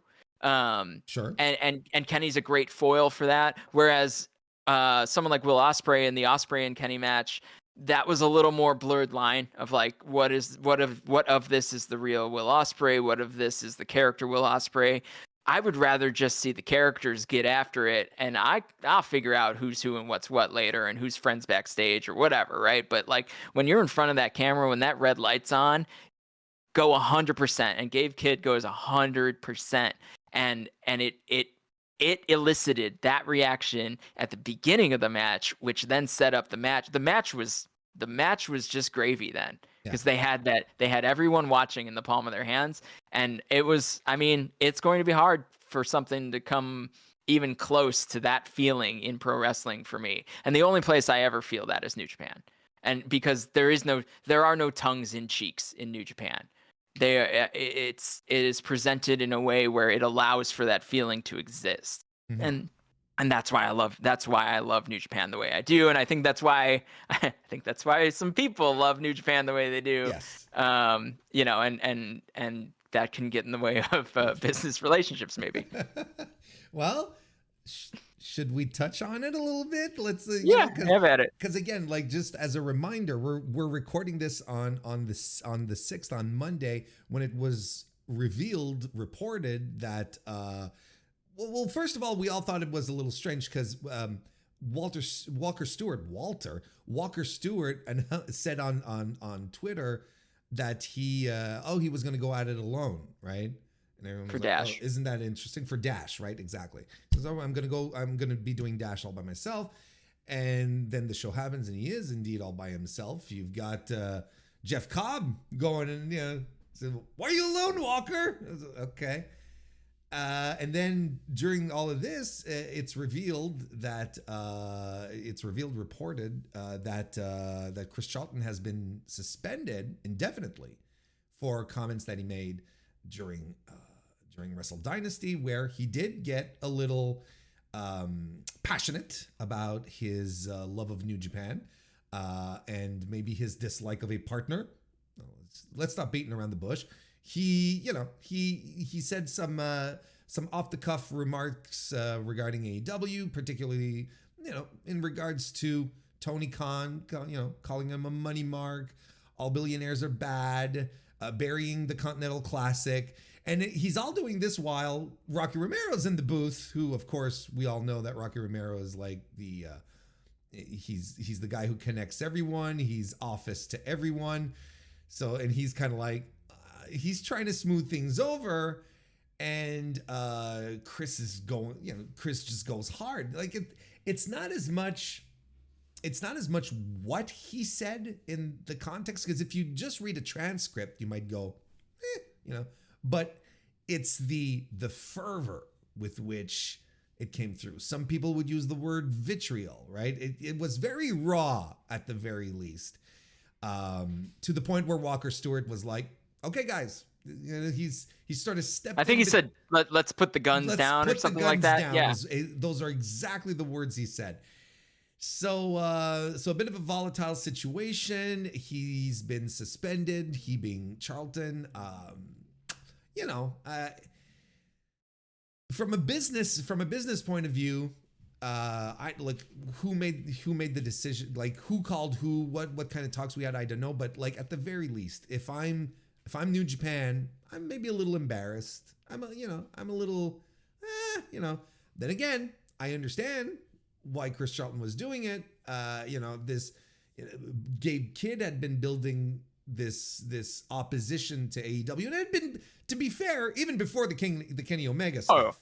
100%. Like, like outright, like making sure that he never gets a job. I might be exaggerating. I don't know. It's all. I mean, Gabe sticks to character. Yeah, that's exactly. That's right. So I may be exaggerating, but that's nonetheless the viciousness that he had been attacking AEW for months at this point, right? And they did try to make a rivalry, make this a little more about New Japan and AEW. I find that Kenny absolutely didn't go as hard as Gabe did. Kenny and his promos. I always felt, you might disagree on this, but I felt like he went a little more on the, Gabe, you're just a schlub. You're not on my level. You're not ready for me. He did say stuff like, you wouldn't get a job in AEW, right? Because you're not good enough. But it's not as much of a New Japan sucks. It's more like, Gabe, you're just a punk, and I'm gonna beat you. And to me, like, that's just good. That's just good promo work. It's good heel work to a degree. And Chris Chris absolutely got excited. He got a little overwhelmed with all of this, and probably got real excited at the Lion Mark II. And pew pew. I What do mean, you think, Chris? full disclosure, right? Like Chris, I consider Chris a friend. Chris has been really great to me. I know I've been helpful to Chris historically on commentary and things of the sort. So I'm operating from a position where I cannot speak for anyone. Sure. I found it to be very in story. I found it to be supportive to the story to a certain extent, right? Yeah. All the things that Chris said, I think, were things that could have come out of Gabe Kidd's mouth. And Gabe Kidd in that moment was the representative of New Japan Pro Wrestling against essentially a representative of All Elite Wrestling. And I, the commentary throughout the show was sort of, it wasn't really an AEW versus New Japan show, is sort of the thing. But that moment was. Mm-hmm. So, I don't know. They've done this before with Noah, where they were actually able to like build a rivalry with the Noah shows, and both companies were clearly in on it. And you had the Noah commentators were rooting for Noah like a homer would, right? And I think that was sort of the approach that Chris was taking. Was that like in this moment I'm the representative at the table of New Japan, where Rocky, who has spent most of his time recently, at least in front of the camera, appearing for AEW. Yeah, and CMLL for that matter, for the companies that were not New Japan on this show. So I think that there was maybe an unspoken assumption that was part of they could trade some jabs, which is fair. and it was a moment, and I think that, and I don't know, I have mixed feelings about going as far as you go. Where do you draw the line? What's character? What's not character? Are the commentators characters, or is that really Chris Charlton, right? And everyone approaches that differently. Every company approaches that differently. But again, like every person that is either seen or heard on a pro wrestling show is a part of the show. And that, I think, and there should be some communication and some thoughtfulness around being a part of a show, and who's being represented. I feel like everything that was said could have been taken as part of the story, but I could totally understand feeling otherwise. I think that I think what made it so what's the word I'm looking for? Surprising or overwhelming, or his comments, at least at the very least shocking. Okay, was that the fact, like you said, like this, there wasn't really an us versus them mentality that had been established at all during the show, as opposed to the Noah shows where it's like, there's a rivalry, but there was nothing throughout. And then all of a sudden, now we flip the switch, and Chris gets really angry. Well, angry. He gets, passionate, and it sort of comes out of nowhere. And I think that's one of the maybe that's the thing, is that it caught everyone off guard so much. And again, like I know you have a good relationship with Chris, and honestly, I have no issues with Chris Charlton whatsoever. I think he's a great color commentator. He just comes out of nowhere with all of these comments, which kind of read like a Reddit post also, where you're kind of like, well, this isn't really high level discourse. This is kind of like the worst level of discourse that we're going through. But that's, again, that's super subjective. Okay, I can appreciate that. Sure. but I like, I legitimately think that it just caught everyone off guard so hard, and you're like, whoa, whoa, whoa, whoa, whoa, that probably fed into the reactions that probably led to the suspension, where people Sure. were just like, "What, this," because I also heard people say, well, he's doing the heel act. Well, no, Chris Charlton's not a heel, Eh, and there's no Yeah. heel act if he's defending the company that's hosting the show. It's like, that's not a heel commentator move. If he was sticking up for AEW, then you'd be like, now isn't this weird that the guy who's employed by New Japan, which is also hosting the show, that set up all the logistics and whatnot, isn't it interesting that their commentator is sticking up for the other guys? Now that's a heel move. But so, like, that doesn't even stick. He's not being a heel here. He's Sure. being the home team guy, which, Yeah. again, I understand. Yeah. Yeah. It's a hard one to discern. I don't think we really know who feels what either. No, Right. Especially at this point, there's not been a lot of conversation on the record about anything. So, we you can know, only oh, we can only speculate. We can only see yeah, where it and goes. I'm not. That's not my lane or my role. My lane and my role is to reach out when a show's on the way up and see if they need my stuff. Like or if there's something else I can be helpful with. So, Oh, Chris wears a lot of hats for New Japan. So what I sure. will say is that I I hope that the only hat that he doesn't get to wear maybe for a little while is the commentary hat, because anything you see that is English language for New Japan is probably crossing Chris's desk in one way or another. So he's a hardworking guy. He's passionate about what he does. And part of that's how we got to where we are.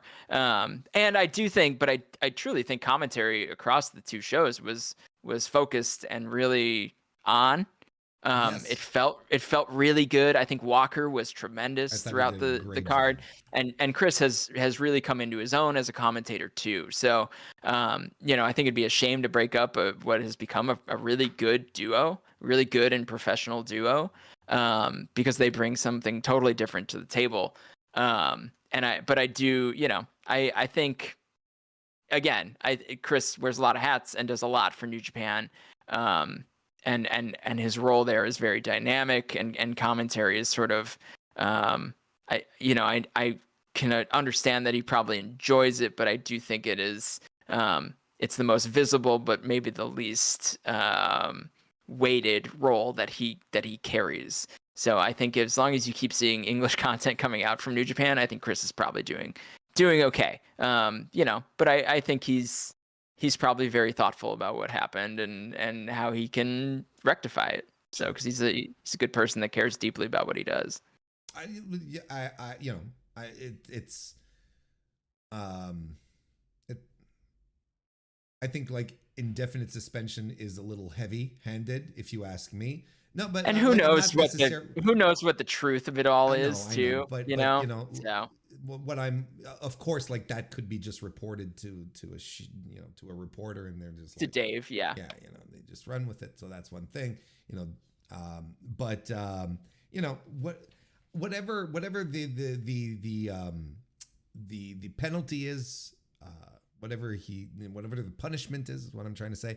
I hope it's not too harsh. I'm with you, and I hope he comes back. I legitimately do. I hope he comes back yeah. to commentary, regardless. So, look, and maybe by the time, I, look, again, we're talking about this on the 6th of January. Maybe by the time this airs, there'll be a whole other level of this, that will have occurred, or hopefully not, and everything will just resolve nice and quietly, sure. and we can It's just go.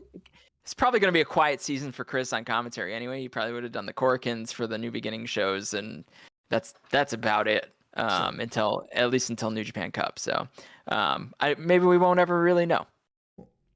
And that would be fine too. It is okay. It's okay to not know things. We've gotten up and down quite a bit. The dynasty card, like, as far as matches go and certain people. One guy we haven't talked about is Dave Finlay. Mm. who I thought had a stellar weekend. And I think there's a handful of guys. I think you can count them on one hand. Number of guys who performed on both days and who you can say, yeah, these were MVPs. These guys delivered, over delivered. But I think most of all, I feel like the weekend that Dave Finlay had in both of his matches was kind of it's weird. It's as if a lot of people suddenly became familiar with his work. They're like, hey, this guy's not so bad, despite having a reputation coming into this as being a guy that is a little lackluster, doesn't have the charisma. Why is he the leader of Bullet Club, etc., etc. And despite the fact that he had a very, very good G1, performance-wise, I thought he was super solid. Now a lot of people are like, hey, this Dave Finlay guy, he ain't half bad, isn't he? Like there's a lot of stories coming around happening this weekend, but I think the story of David Finlay opening some eyes is a big one. What do you think, Chris? I think all I asked of Dave Finlay was that he get Brody King up for a powerbomb, because I think I said that on a couple of the preview shows that I did end up getting to do over the week leading up to Wrestle Kingdom. I was like, all I really want is for David Finlay to get Brody King up for a powerbomb, and by saying that I meant it's gonna show people where he's at, right? Because like that's his style. His style is sort of this surprising power wrestler. Mm-hmm. And it's a cool lane to be in New Japan. And Brody King's a big man. Tsuji's a big dude, and Finlay threw him around like a rag doll. Fantastic. And it was very cool. And even in a loss, Finlay ended up looking great. And then he comes back and has another neat match with Brody King and gets him up for a powerbomb from the ground. Like, not a use the ropes powerbomb. He did that once too, but he got him up. And David Finlay must have the strongest core of any man I've ever known. And I know he's a Finlay, right? So like we know what the build looks like, right? Yeah. But like that was impressive, and it showed everyone really what you can expect from David Finlay, which is like brutal power wrestler. He's not a counter wrestler like Jay White. He's not a creative guy using, Gato to win his matches like Heel Okada and some other stuff like that. Like he's just a badass. And that's sort of the War Dog thing. The War Dogs could so easily babyface themselves by just like running roughshod, but in defense of New Japan or something, like we saw it, right? We saw it happen with Gabe Kidd. They're all sort of that way where they're just like Maloney and Connors are kind of power juniors that are just like brutal power guys, and they're not cheaters, but they let themselves get and even Finlay, we sort of saw it this weekend, like he gets ahead of himself, and that's the story, is that like you need to contain this power and use it for the pro wrestling match, not for the brutality of it all. And so, yeah, he had a great weekend. I think we sort of mentioned it earlier. I think it's so clear to me that he's losing up. So he had to lose the white belt so he could go after the big one. And I for one, very much welcome a David Finlay run towards the top. Maybe not at the top, but towards the top. But he's a guy that delivers in big spots too. And he's really honed this character since he was sort of. People really looked at him at first as like Wish.com. We've got Jay White at home. Yep. And he's really he has come into his own and really established what this character is. And I think now's the right time to let the light the fuse on the rocket that's been on his back for a little while now. Let's let it rip. Let's go. I think that in a moment in New Japan's history where a lot of people are sort of questioning Gato's booking, and spend a lot of time pointing out the holes in his game plans. The Dave Finlay game plan was absolutely a long ball Sure. that is delivering now. Like I think he codes, he became his second, right? And look, we've seen it. Gedo pairs up with a guy. Well, Gato's going to take care of the guy. He's going to make sure that he gets pushed properly, and he becomes a guy, right? So this path ultimately was inevitable, but maybe didn't go as quickly as with a Jay White, for instance. Whereas Jay White, when he turned, holy shit, it didn't take long for Jay to be to be a top guy. Finley took a little more time, but I think Gato saw it. I think he realized it, but he was okay with it. Went one step at a time and moving up, changing lanes, winning the bigger belts, winning the bigger belts. We're all going to look back in retrospect on this, and we're going to be like, well, yeah, David Finley had to beat Will Ospreay and Jon Moxley. Like, it all makes sense now, right? But yeah, like I'm kind of with you. I think the chase for Dave Finley will be very interesting. I think whenever he does get a shot at the world title, because it's not a question of if, it's a question of when, it's going to be an interesting bit of conversation because he's... Oh yeah, there will be conversation. Because he's going to be protected. He has been protected, and he's going to... he's just going to be seriously considered as a guy who could win the belt, which is what you want out of your challengers. And he's especially since he's a guy that's been built up from day one and protected from day one. From the minute he turned, from the minute he turned on Jay White, like he's been a guy, slowly simmering, and here we are. They've tried a lot of stuff before that, and this was where he landed. And Finley's another one of those guys that had the locker room behind him, and I think still does. I think the people in that company believe in Dave Finley, and I think he's a wrestler's wrestler. Yes. And I think that is that's how you get to where he is. Sometimes, right? Sometimes you get there by being the best opponent for a lot of guys. Mm-hmm. And he's got that, and now he's got a good character piece. I was in Los Angeles when David Finley wrestled Jay White, and Finley was supposed to be the babyface. This was 2021. Finley was supposed to be the babyface. White was supposed to be the heel. And then we're in Los Angeles, California, and everyone loves Bullet Club, and Jay White's the most familiar guy, and Finley had to basically flip the switch, and Finley had to kind of work heel, and it was a weird situation, and even then that was a weird situation where the guys were sitting at home because they didn't want to sit in hotel rooms in Tokyo, and really weird times. Also feel like it was forever ago, but also yesterday. But to go from that, of being like totally uncertain and sort of flat, but a kind of a fun in-ring wrestler, to where he's at now, where I think he's really got the boys with him, and I think the crowd, the fans are behind them. The analysts in certain segments of the pro wrestling community are going to still take some time to get to know what David Finley is now, and I think that's okay. I think it's okay. Yeah. I think that's okay, because I think, I don't think they'll do I think it'll be a slow build towards, well, maybe not slow. It'll be a medium-paced build towards the world title picture from here on in.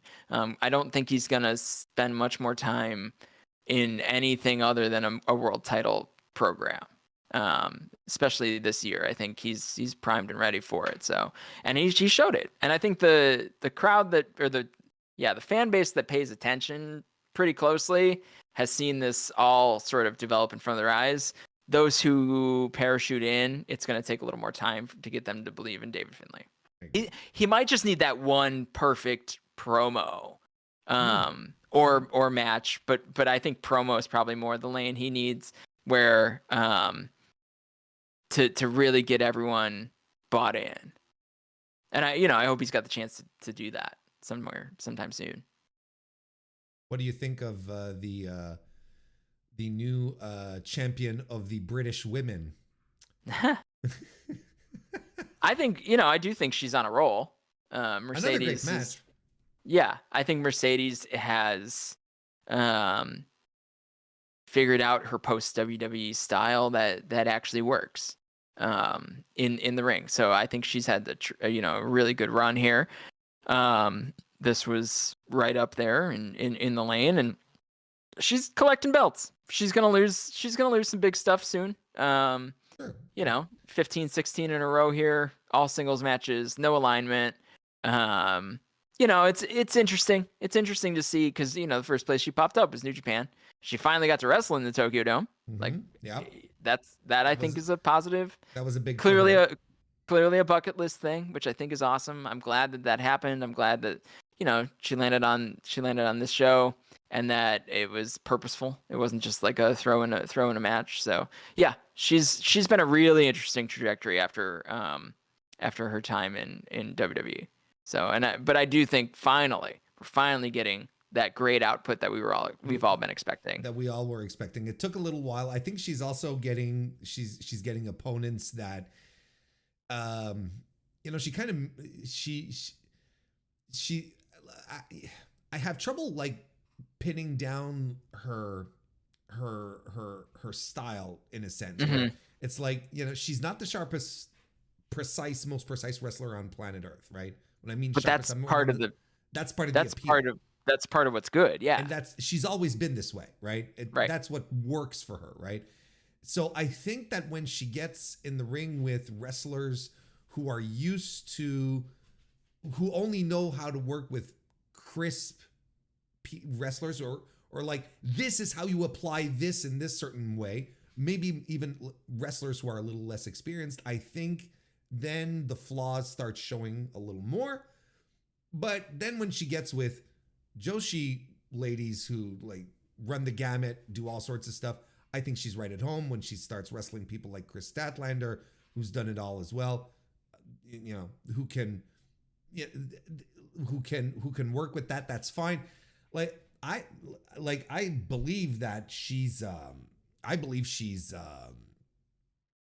best suited with the Joshi girls than than anyone else. Like she had really good stuff with Stephanie Victor too. Sure. Yes, she did. So some lucha influence. I mean, Mercedes herself clearly enjoys the lucha libre. Yes. I think that's a big part of what she wants to accomplish. Yeah. She wants to do more of. And I'm not saying she's limited to, but like every time she wrestles a Japanese girl, it hits. It's great. It's fantastic. Yeah. Right. Yeah. So I agree. Like I think we're finally getting the output from her that we were expecting. Oh yeah, and the output, I mean, really just even if you look at the last couple of weeks, has been awesome. I mean, maybe the last month, it's like she's really hitting a stride. And who does she have next? Is she on the Battle in the Valley show? Which, God, that might have already happened by the time you put this up. By the time I post this, it will be done. So yeah. All right. Well, she's really just been having really great stuff, and I really hope it continues. And I'm glad she was able to get that kind of shine and get a good match out of Mina. Not that I don't think Mina's a slouch, but I don't think she's not renowned as one of the best, right? So well put, Sir Samsa. That is correct. I'm pretty good at this. That is correct. Yeah, she's not known as being someone that brings out the best in others. But she's a great. It's not like you say Starlight Kid and then you go, oh yeah, like, oh yeah, great, no problem. It's like Mina. Oh yeah, Mina. Yeah, great character, right? Great character work, but the match was good. I mean, it was a lot. It was honestly, it was better than I thought it was going to be. And I think some of the character work drove that on both sides. But they Mercedes showed up. That's awesome. It's all you can ask. Exactly. I think we went over between everything we've been talking about from the start. I think Wrestle Dynasty is pretty well covered. Sure. Let's move on to Dash, to New Year's Dash. Not a lot of like really newsworthy stuff happened. I was actually kind of not super impressed at the matches, though. I did enjoy a couple of them. I thought there was I thought Kenta and Taiji Ishimori versus Kushida and El Desperado was a lot of fun. I thought that was really good. Yeah. But again, this is not necessarily a review, but there was a couple of things that were good here. One thing that stood out to me was Drilla Maloney, Dan Maloney, going heavyweight, calling out Shingo. Hell Shingo, yeah. yeah. Let's go. I mean, look at him. Like, I mean, you know, the man is dense. There's no way. 220, you know, he might 220. he might dip under 220 sometimes, but that man is I he's wonder how many firm. times he got fined for breaking for going overweight. I mean, well, and his career path was smart. I mean, he Hell yeah. somehow turned himself into the perception of being a junior heavyweight to get himself a really solid spot in New Japan. And now I welcome Dan Maloney, Drilla Maloney, yeah. the heavyweight. I think he's a cool addition to the heavyweight division. And I mean, ahead. look at him. I mean, that's that Concurso picture, I was like, this man, come on. Like him and Kevin Knight. Yes. Both of those dudes. Kevin Knight's got the height too. But yeah, I mean, maybe they can waver a little bit. And I think that's sort of a neat role too. TJP's done a little bit of that too. Where you kind of bounce between the weight classes, or you're able to sort of do both. It doesn't have to be linear up. Especially at the level of push that those guys are at. With like someone like Ospreay or even Ibushi, like it sort of had to be a linear move up. Even Hiromu is doing a little bit of a dip the toe a little bit, both ways. I think that's really neat. That to me represents real combat sports. Yes. And I think they could do more of that. So yeah, hey, and him and Shingo, they're probably gonna kick ass. I mean, like they're gonna have a good time. Here's the thing, like you're like, yes, I'm going heavyweight, and I'm calling out Shingo on my on my Shingo's my sort of the party. Yeah, and on that, even though it was almost 6 years ago now, Shingo is sort of the last guy to go heavyweight. Sure. From junior, which was kind of a stretch to begin with, but you come from Dragon Gate, you kind of got to start as a junior. Yeah, I'm trying to think of anyone else who like truly went up. And Shingo's first opponent was Kojima. But wasn't ELP? ELP was a junior. ELP, yeah, ELP. Yep. He might, yeah, I guess he's technically the most recent to do it. Yeah. That's true. Yeah, linearly. He sort of went straight up. He was in the best Super Juniors and then G1. And then he did the G1 the same year. Yeah, and I do think he just ate a lot of carbonara over the summer. I mean, that happens. So yeah, I'm into it. I don't know. I sort of like the War Pups situation though. I don't know. Do people actually call them the War Pups? I do. First time Drilla Maloney. Yeah, Drilla Maloney and Clark Connors are the War Pups, not the War Dogs. Okay. But I think that's been a good act. So I sort of hope that's not totally over. But yeah, and I don't think Drilla's gonna demolish Shingo by any means, but I think they might have a banger. They might have. Look, I mean, what do you kind of want out of a new year in New Japan in any promotion? You kind of want some fresh stuff, right? So straight off the bat, that's really interesting. There was as far as the matches they're setting up. Oiwa and Yoshihashi was that was a brawl. Like if you were to tell me, like just announce, oh yes, on the next card, New Beginning, we've got Ryohei Oiwa and Yoshihashi in a special singles match. I'm like, but the brawl they had, and they were doing the chops and everything. Yep. And I was looking at it, and more I'm like, okay, I'm into this. I'm actually excited to see this match. Like that's going to be really good. Well, and the story is clearly Chaos versus TMDK, and so they're all gonna pair off, and that's the pair. And honestly, it's kind of a neat pair. I'm into it. And Oiwa, but put Oiwa in the ring with someone who's established and has a long track record of kind of building an emotional match. I think that'll be really interesting to see if Oiwa can leverage that. Got any thoughts on where they're going with the TJP Jeff Cobb tension? Are they just gonna, United Empire is are they such just gonna kiss? Are they just do all they need to do is kiss them too? United Empire's in such a weird spot Mhm. because they really are floundering without a leader, and TJP has said he wants to be the leader, and Jeff Cobb has sort of dumped on that, and like just little quips here and there. Um, I think it's good that they're paying it off somehow, and maybe United Empire without a leader is not a good thing. Maybe someone needs to step in, right? And maybe either one of these dudes is going to step in, or one of these guys is going to get bounced. And it's contract season. We all know it. So maybe maybe someone's got something else going on. I don't know. Yeah. But yeah, it's always notable when people in the same unit are gonna potentially get after each other. Well, someone else who's got something else going on, someone who has something else going on is Kenta, right? He lost. Yeah. He lost today in the tag match. It was pinned, actually, I should say. But then it was later put on Twitter that, he was wrapping up with New Japan, and he's heading back to Noah.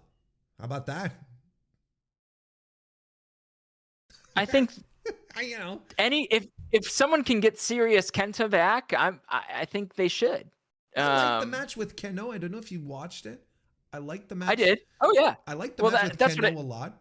That's what I mean. Like Kenta showed up Yeah. as serious Kenta, Yeah. not speed walking Kenta, or backstage interview Kenta. Yeah. So yeah, and honestly, like Kenta's career is clearly winding down. He had a pretty fun run in New Japan, and maybe Noah's where he should. Maybe that's where he's most valuable to pro wrestling as a whole. I mean, look. I mean, I think this is a guy who just looks at the landscape. He's like, oh well, look at all the new guys here in New Japan. Clearly, he has a vision for them, even though they're not like enforcing it. He's never ever going to challenge for a top belt. Oh, he had his arc ended the same time Naito's arc sort of ended, which was with that amazing New Beginning 2020 match. Mm-hmm. That was something, and the he had all his New Japan moments. So I think he spent most of his time in Defy last year. I mean, like I always think people moving on is fine. I think so too. Especially in a situation where Kenta can do better work for pro wrestling as a whole in Noah, given his history there, and just sort of what Noah has going on. Kenta, you could put the GHC on Kenta, and I don't think anyone would bat an eye. One would complain. Better than putting it on half the dudes they put it on in the last 18 months. For real. Interesting. No Chase Owens, no sign of Chase Owens. Not even in the Rambo. Not didn't on get Dash. our token. I was expecting him to show up on Dash. I'm like, but no. Yeah. I expected. I don't know anything. I expected him to pop up somewhere because every year, right around January, the beginning of January, you get that Twitter picture of Chase Owens in an airline seat. Yeah. But I think that I don't want to say New Japan's like thinning out the roster, but I think there's a certain extent of like we are in a new generation. Yeah, I think there's a bit of that. I kind of feel like they're always going to be like I kind of feel like Chase Owens will always have a spot there regardless because he's always been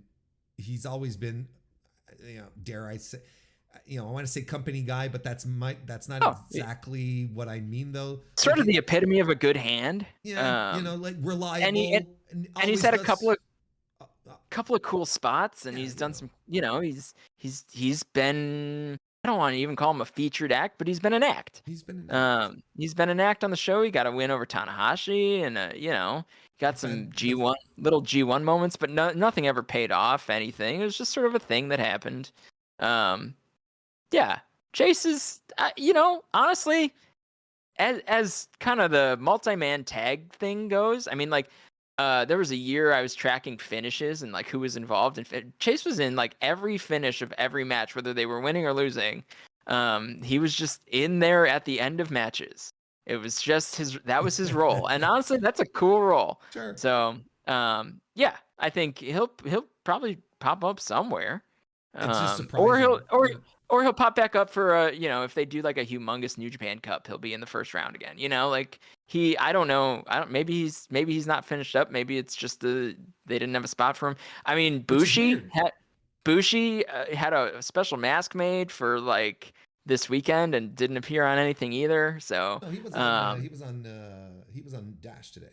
He was on Dash, he was on Dash today, but he wasn't but it on wasn't on Dynasty or the big shows. No. yeah, he wasn't on the Dome shows. So, and this is the first year that Bushi didn't pop up on the Dome shows. They did sort of pare things down a little bit in the sense of the get them on the card type stuff. Sure. So yeah, no, I think that's okay. That's a healthy approach. Another guy that I was curious was absent today was Kevin Knight, considering that Mm-hmm. Kushida was on the card. Kushida was going, he was setting up the Never title match thing. Sure, which is happening at Battle in the Valley, which we won't talk about because by the time this comes out, it'll already be out and we'll look like goofs. So yes, I don't want. I'm goof shielding us, Chris. Yeah, I appreciate that. You're a pro's pro. We're in what does Tony Khan call it? The time cop. Yes, we're in the time cop thing. Yes. Yeah. Whatever the time cop thing is, we're doing it. Yes, Kevin Knight absent. There has been some news about his contract status that it's up in the air. I hope he. I hope he. I would love for him to stick around another year and really get some sort of cool run out of him. And he's done some cool stuff for sure. But who knows, right? I don't know what people's personal priorities are.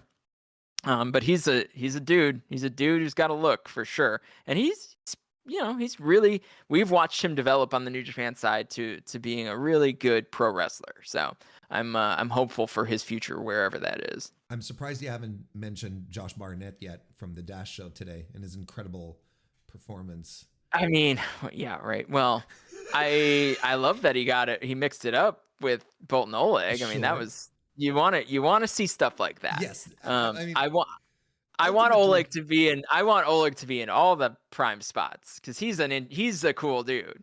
He really is. Cool dude, cool recruit, cool story. And I think he's really put it together too. But yeah, yes, I know. It's not as much because what I thought actually was fine, and I thought it was compelling. It was good, for what it was. Yeah. It was fine. It's just like it's Josh Barnett, where then after he's asking for the mic. Of course he is. Of course he is. Of course he's asking for the mic. And yes. To put over Bolton Oleg, but put over by saying, "Yeah, I helped you reach this spot, and I'll help you." But we all knew this was gonna happen, right? Like this was the script. Like. I think Joe and Rich said it on an instant reaction. Yeah, they were like, "Oh, here's what's gonna happen. They're gonna do the match. Oleg's gonna lose, which whatever. But and Josh Barnett's gonna talk about how great he is, how great Oleg is. Oleg is, but by the way, he's also gonna squeeze in how great he is by complimenting, nice little, just like you did with Claudio at that one pay-per-view. Yeah. Was it at Forbidden Door? I think it was at Forbidden Door. Right? It was one of the Forbidden Doors. Yeah. Such is the life of Josh Barnett. I mean, that's what you get. It was interesting though, and it put Oleg in a spot. And I like that. I think we haven't been getting enough Bolton Oleg recently, to be perfect. Yes, because he's still holding that Never 6-man title somewhere. Maybe they lost the belts again. Yeah. Let's say do you have any other Dash thoughts? I mean, it was practically a nothing show. It wasn't. Oh, and I think my only thought is that has been my expectation of Dash. It's like, you don't get the shocking revelations. You had the cool moment where Kenny and Okada teamed a couple of years ago. But that wasn't like a mind blower, right? Dash is really just to set up New Beginning now, so they don't have to do it on the Dome. Pretty much.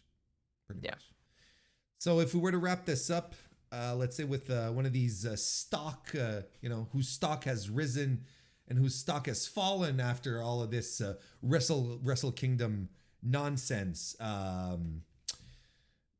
think it would be safe to say that Gabe Kidd's stock has gone way up, right? Way up. I think biggest winner of the weekend. I think so too, and I think I would put Dave Finlay. Like if I don't want to make this into a list. But I'd put Dave Finlay at a close second. He's right there. Yeah. As far as because his anyone who anyone who was just dipping their toe in the way, the way people do for Wrestle Kingdom weekend, and they saw David Finlay, they have to say, okay, this is not the same guy that I was shit talking like a month ago or a year ago or whatever it is. You have to look at Dave Finlay and say like, all right, fine, you win. Shota Umino. Where do we put? I mean, how could you possibly say up? I mean, like he failed. There's no other way to put it. And I'll say it with the brutalest word possible. Like he was a failure this weekend. But did he? And Dynasty didn't help him either. No. That Claudio and Zack Sabre Jr. were both like desperately trying to get him to like figure it out in front of our eyes, vocally. Mm-hmm. And it, it comes off as shit talk or whatever, but like there was some real direction being given. Because Zack was like, come on. I remember Zack was kicking him in the face. He's like, get up, you're in the dome. Like that's exactly what he told him. Yeah. And like, I think there's a big chunk of truth that was happening in those moments that wasn't in character. I think Shota Umino should, I think in a perfect world, Shota Umino does a second excursion, joins the Death Riders, hangs out with Jon Moxley, comes back as a whole different character. And maybe, just maybe, then he will have something worth, squeezing with New Japan. It was the Naito path, right? He had to go to Mexico and come back as a different dude again. It's not out of the question. And I think it's very clear that that's sort of necessary if he's ever going to get anywhere, or he just needs to fade away for a little while and come back strong. But I think truly I think they should consider that as an option, because there are all these connections. I was a little surprised they didn't try to sort of plant the seed on that with the Claudio match. Yeah, absolutely. It would have been the perfect time to be like, come with me. And then, have him kind of fall off for a little bit. But, there would be a lot of... He likes being in the United States. Shota does. He likes being in the US. Anytime, if he can get closer to Disney World or Disneyland, he's a happy man. That's what I've heard. So he really likes it. He does. And, and honestly, the US likes him, wants to like him. Yeah, absolutely. The American crowds love him because of the connection with Moxley. Geez, with the Moxley thing, which was one of the best stories I've ever seen. And I want that. I desperately want that story to pay off. I agree. What about Yota Tsuji? How do we feel? I kind of feel I feel his stock has gone up a little bit, because I thought he had a really good match with Finlay. Yeah, very good match. I considered that match to be my favorite of Wrestle Kingdom. Yeah, I don't think you're alone in that. And I don't think it's a hot take either. And I thought that he came off as a star with Jack Perry. We didn't talk about that match, and we really don't need to. Yeah. I like, it might not be like a skyrocketing up stock, but it didn't stay neutral. I think he elevated it a little bit. I'm in a little better spot. Like, I don't hate Yota Tsuji, but whenever people say, why are they doing this with Shota Umino when they could be doing with Tsuji? I'm like, well, Tsuji he has some stuff to prove. That the difference is that Tsuji has such a presence and a natural charisma that I think a lot of people are excusing it. But I'm at a point where I'm wondering what the career trajectory, for Tsuji is going to be. Mm-hmm. If he's going to unlock some kind of physical potential that we haven't seen yet, or if he's just going to be a vibes guy, which is fine. Don't get me wrong, right? Like, you can have a wonderful career being a vibes guy in pro wrestling. That's fine. Absolutely. But the more things progress with old huge Tsuji, I'm kind of like, yeah, I think vibes guy might be his plan. Yeah, it's almost one of those like, well, I guess that's what we're doing. Yeah. And again, that's okay. If it were just the David Finlay match, I'd say way up. Because I thought that match was wonderful. I think Tsuji, I don't know if Tsuji can be the leader in a match. Well, he had a really Right? good he had a really good opportunity Yeah. on Dynasty to do that, and Yeah, it didn't land. no. He's maybe opponent dependent, but I think he got the belt, right? Now he's got to do something with it. He's got to do something with it, and that's an important belt. It's not. We're not talking about the one of the lower stuff, right? Like this is a real one. Yeah. And maybe he's gonna have a big long reign that really establishes what he is. So Might be another sink or swim type of situation here. yeah, I mean, and Tsuji gets the benefit of this belt, not having to go to main event, right? He can live in the semi-main or the headline Kobe versus headline Tokyo Dome. Sure. And Tsuji's a little bit older, and he's had a little bit of a cleaner trajectory forward. But I think Tsuji's big story is going to end up with Uemura. Those two are attached at the hip, and once Uemura's back, I think maybe we'll really see. There's part of me that hopes that there's a big program between those two, maybe even like a big trilogy type thing, where they can pay off that long term we were both young lions together storyline. So, and I know everyone's kind of waiting with bated breath to see what's going on or when Uemura pops back up. Zack Sabre Jr. About him. Tough to say. I'm pretty neutral on the weekend as a whole. I think he was a credible main eventer in the Tokyo Dome, so you can't take that away from him, and that's incredible. And I think the work that he did leading up to that to draw some emotion and some both from the fans and from Shota Umino, I think was really incredible. So he really did build that up. The matches I think were very good. I do think 43 minutes was too long, and that was significantly longer than Zach's longest match ever. I mean, Zach's longest match ever was something like 34 against Okada. Like, add 10 minutes add 25% to a match like that is tough, especially with a guy unestablished on the other side.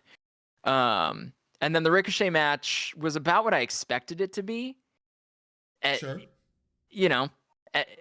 So I'm neutral, but I'm pleased that he came out of the weekend as the champion, because I think that the path forward with Zach as the champion is a lot better than the path forward with either Umino or I guess theoretically Ricochet could have come out of as champion. So I still think Zach is a good he's a good person to have your top title on right now. I agree, and I'm kind of with you on the neutral side.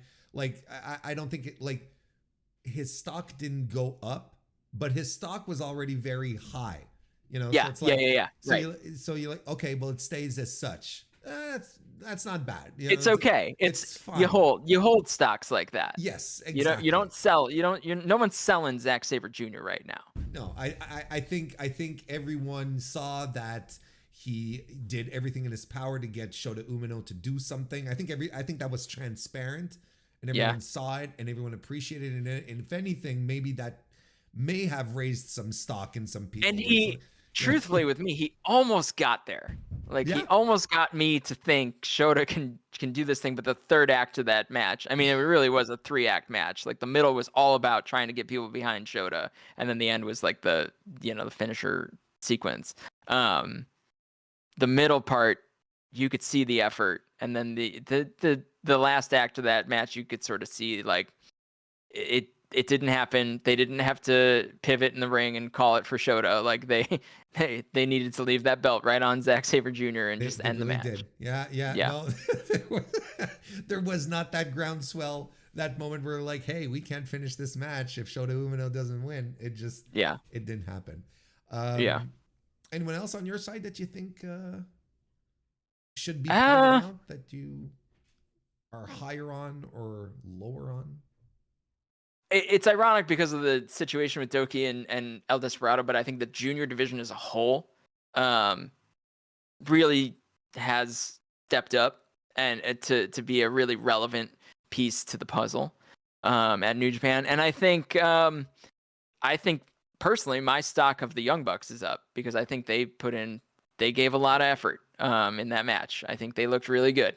So I'm back on board. The Young Bucks are probably the best tag team of my lifetime, maybe of ever. Mm-hmm. But they showed up in a way that I haven't seen them show up In a long time. in a little while. Yeah, so it was cool. It was very cool to see, and I think it's neat to see the Bucks and Kenny show up in the Tokyo Dome and act like they never left. Yeah, no, absolutely, because it was more than a throwback, right? With the music and the gear, it was really like it was like, yeah, we're also going to come back to our roots, or basically how we wrestled, and that legitimately was tremendous. And I agree with you, and I'm glad you brought it up. If there's someone stock that went up and probably needed to go up too, quite frankly. Yeah, people are pretty sour on that last AEW run, even though it was all, it's all character driven stuff there, especially. But yeah, they are right there, and curious to see what their trajectory looks like here. Yeah, we barely even talked about it, but they're champs. I mean, they're gonna have to come back to defend. One would assume heavyweight champs. I know. So yeah, it's good. It's good to put the belts on the Young Bucks. I agree. Why not? 100%. I love the Jacksons. I have always loved them. It's fine. I mean, you always know that they can. It's just sometimes it's a matter of if they will. Exactly. But if you put them on a pay-per-view, anything that's not going to get a commercial break, you're going to get a damn good match out of them. Absolutely. Concurred. Well, yeah, that's it, I think. Okay. Look, we've covered a lot of ground. Real quick. Walker Stewart. Up. Sure. Great weekend from Walker. I mean, just really on everything. Awesome job. Awesome job from Walker Stewart. Not that I'm not a believer in his talent. He's an extremely talented dude, but he is so now a part of the New Japan product. And I think that should be noted. Great stuff. I agree. He even did tremendous work. He was the lead on the Stardom Queendom show, the Dream Queendom show, which I watched, which I wasn't aware of. And then I was like, oh, pleasant surprise. And that's always a good thing too, where you're like, right, oh, it's him. This is nice. I think he improved so much throughout the year. But as I think it was the flagship guys who were mentioning it, like he's been taking indie bookings, like he's been working wherever he can work, and he comes prepared everywhere he goes. He's got his notes, he's got everything in his mind. He's ready to go. He's not just sitting down in a hoodie and then making jokes to pop, the guy in the booth, right? He's doing he's applying his craft. And I can't remember at what show, but he referenced, when was it? Like, he referenced something about being put in a situation where you're not ready for it. Like he said it. Oh, I can't remember when he said it, but he maybe it was even at the Stardom show. I don't quite remember, but someone said something about not being being thrown into a position too soon, kind of thing. And he said, oh, I can completely relate with being put in a position that you're not ready for. Like, that's exactly what he said. And I was like, man, that's a lot of self-awareness. That's a lot of self-awareness. And I think he's done a lot of growth. And I think he's off. He doesn't hang out on Twitter as much either, which is a good thing. Smart man. The smartest of us have deleted Twitter. Yeah. The second smartest of us post and mute, that is my objective, is always post and mute. Post and mute. But he was absolutely phenomenal throughout the entire weekend. He's the voice now. He truly is the voice. And and he's stupid young, so we're not done listening to him. So, no, he's going to be around somewhere for a very, very, very, very long time, I think. So I think so too. I'm glad for it. For sure. So unless you have anything else, Chris, I think we're going to wrap this segment up. We did not hit our time. We did not hit our time mark, but hopefully people don't think we went as long as Shota and Zach. Yeah, no, unfortunately, but hopefully we were a little more entertaining. Chris, are we friends now, Chris?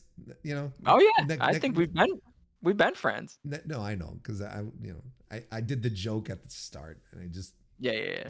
I'm trying to do a full circle thing, and it's not working out. But It worked. thanks, Chris, for joining me. Do you want to let people know where they can follow you and follow your work? Any social media, at the Chris Samsa. So put a "the" in front of my name. There's 2 S's in the middle. That's kind of it. And sportofprowrestling.com. Sportofprowrestling.com. Sitting dormant as usual. Until something big comes along. We've got some plans, but I'm a tell me what you've done, don't tell me what you're gonna do kind of guy. So we're not gonna talk about what I'm gonna do. God, there are so many people who could learn so much from that. That's a life lesson. I swear to God. In my regular day-to-day job, I work with a lot of people who are trying to get the next step in their career, and that is my number one interview advice. Is if you're interviewing for a job, tell people what you've done. Don't tell them what you're going to do. They will not believe what you're going to do. It is so like social media. The people go, oh, I've got, I'll be doing this, and I've got this big list of things coming up, and you're like, I don't care. Just show me. Cool. That's awesome. I hope your friends and family are really proud of the work you're not showing off. Yeah. Chris, thank you so much for joining me today. Thank you, Warren.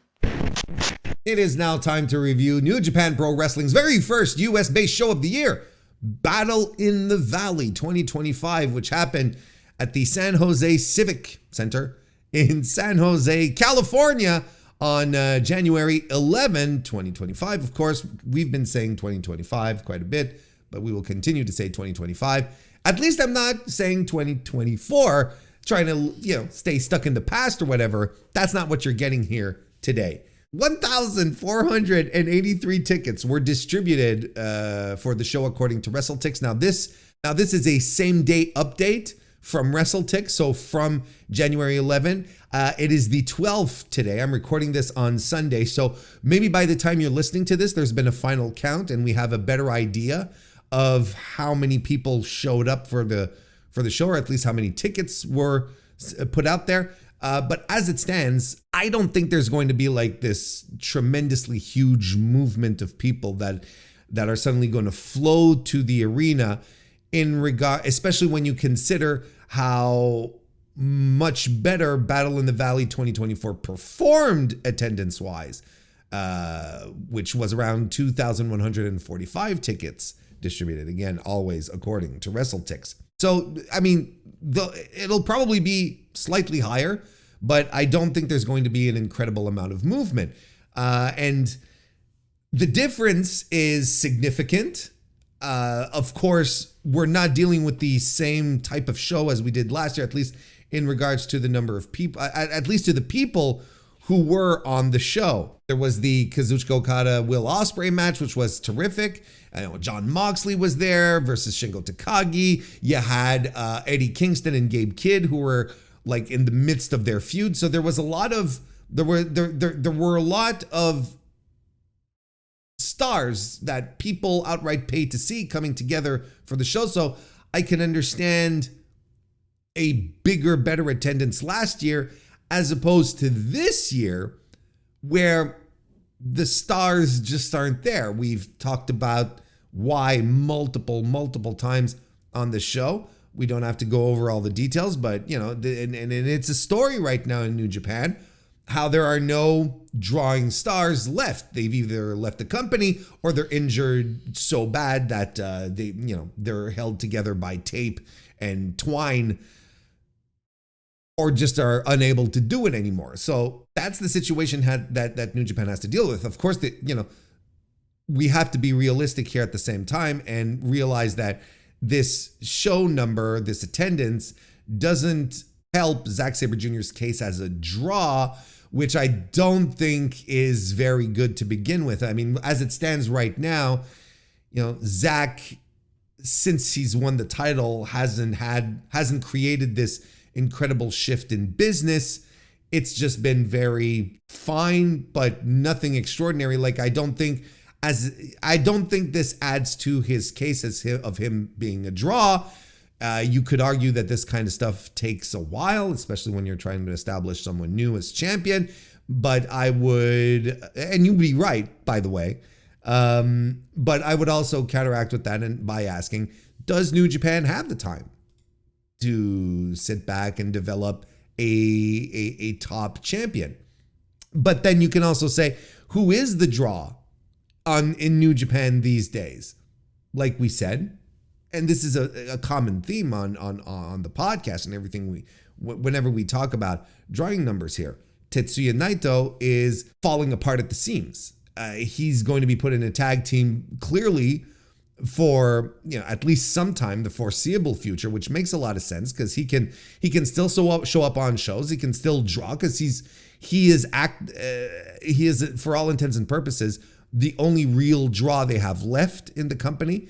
But he can't go anymore. Hiroshi Tanahashi, well, he's going to be a draw for the rest of the year, one would assume, because most of his destinations are going to be his final appearances or his final matches with certain people. So there's going to be that appeal that's going to carry. But you're not coming in here to see prime 2010 Ace or 2012 Ace.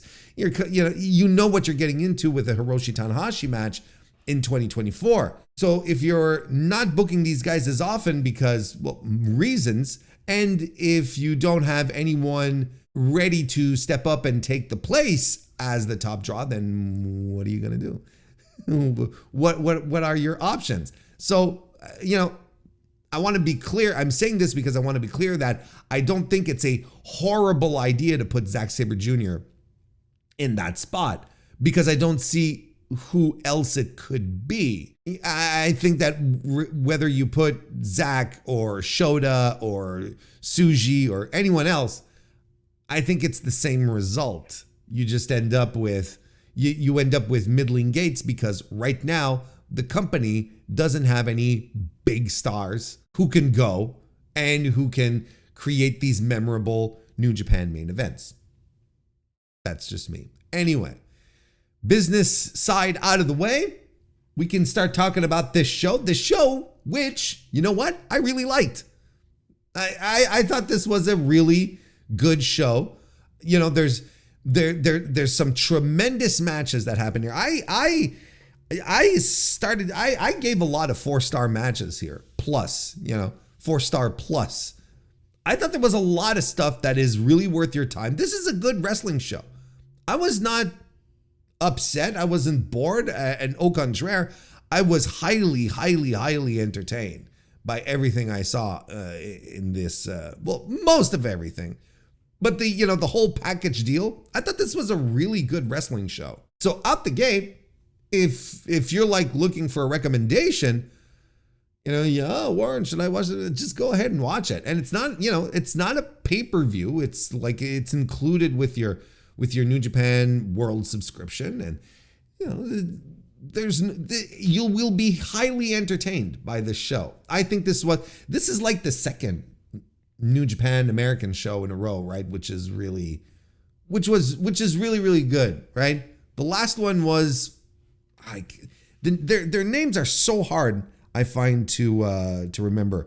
The last one was Strong Style Evolved, if I'm not mistaken, right? Yeah, it was Strong Style Evolved, which was a very good show as well. It was we had Mercedes Moné and Hazuki in the main event, which was tremendous, right? And then and before that was Fighting Spirit Unleashed, which was that really dreadful show, that really hard to watch show from Lowell, Massachusetts. Like that one was a rough one, but Strong Style Evolved was a really good show, and we're getting another one, second one in a row for the USA shows, where you're like, ah, damn, this is really, really good. So let's get into it. Full disclosure, I did not watch the pre-show. I did not watch the pre-show. I did not see Zane J defeating Viento. Sorry about that. Viento, who, by the way, is, I believe that's Rey Mysterio's cousin, right? That's Rey Mysterio Jr.'s cousin. And he used to wrestle, or he used to. I don't know, maybe he still does in some parts, but he also wrestles as El Hijo de Rey Mysterio, right? Yeah, I'm sorry. I have no thoughts there because I didn't watch the match, nor did I watch the TMDK duo of Bad Dude Tito and Shane Hayes taking on Matt Vandegrift and Fred Rosser.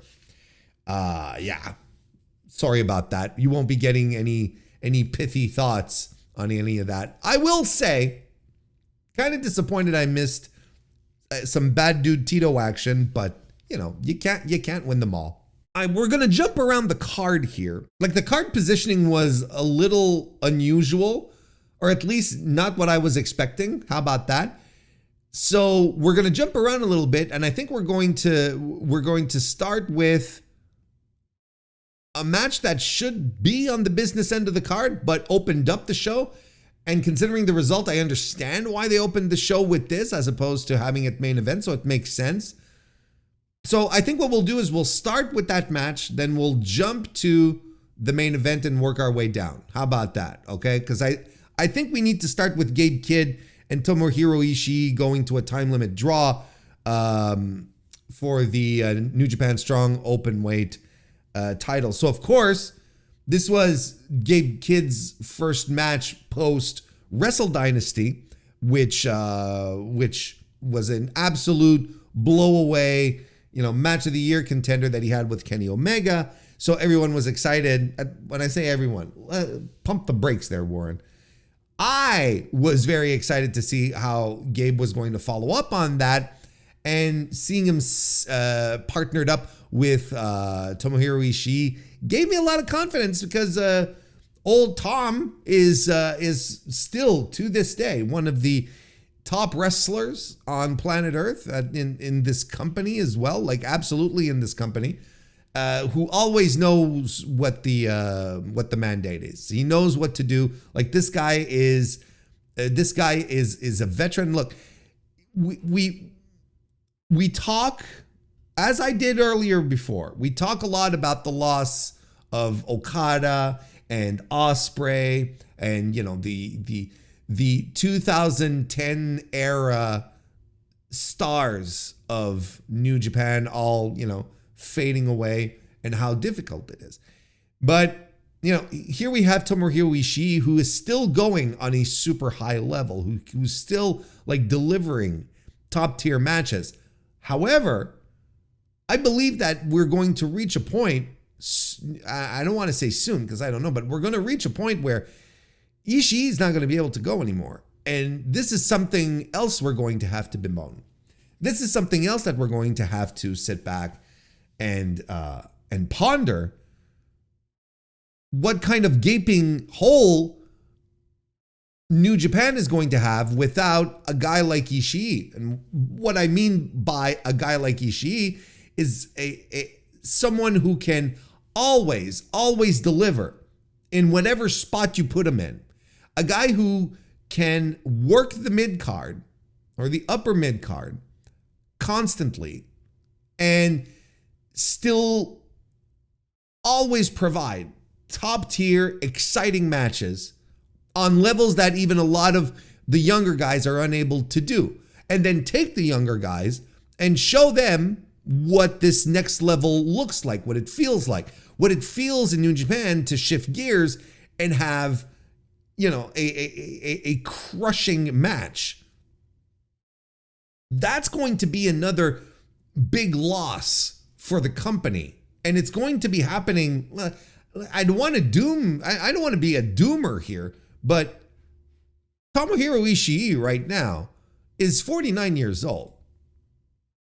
He's like 2 years younger than I am. There's going to reach a point sooner than later where old Tom is not going to be able to go as hard as he can. And I promise this is going to be, unless again, they're able to find the guy who's able to do that. And one would argue that they have that guy in Shingo. But Shingo and Tom are nonetheless, like, they're two different styles. They're two different beasts, nonetheless. You saw it again. You match You match Ishii up with a guy who has the passion, who has the fire, who has the, the cliche fighting spirit. And suddenly the match like elevates to an entirely different level. It's just completely cuckoo bonkers. And I love this match. I love this match a lot, a whole hell of a lot. I thought this was great. And it's pretty much what you expected it to be.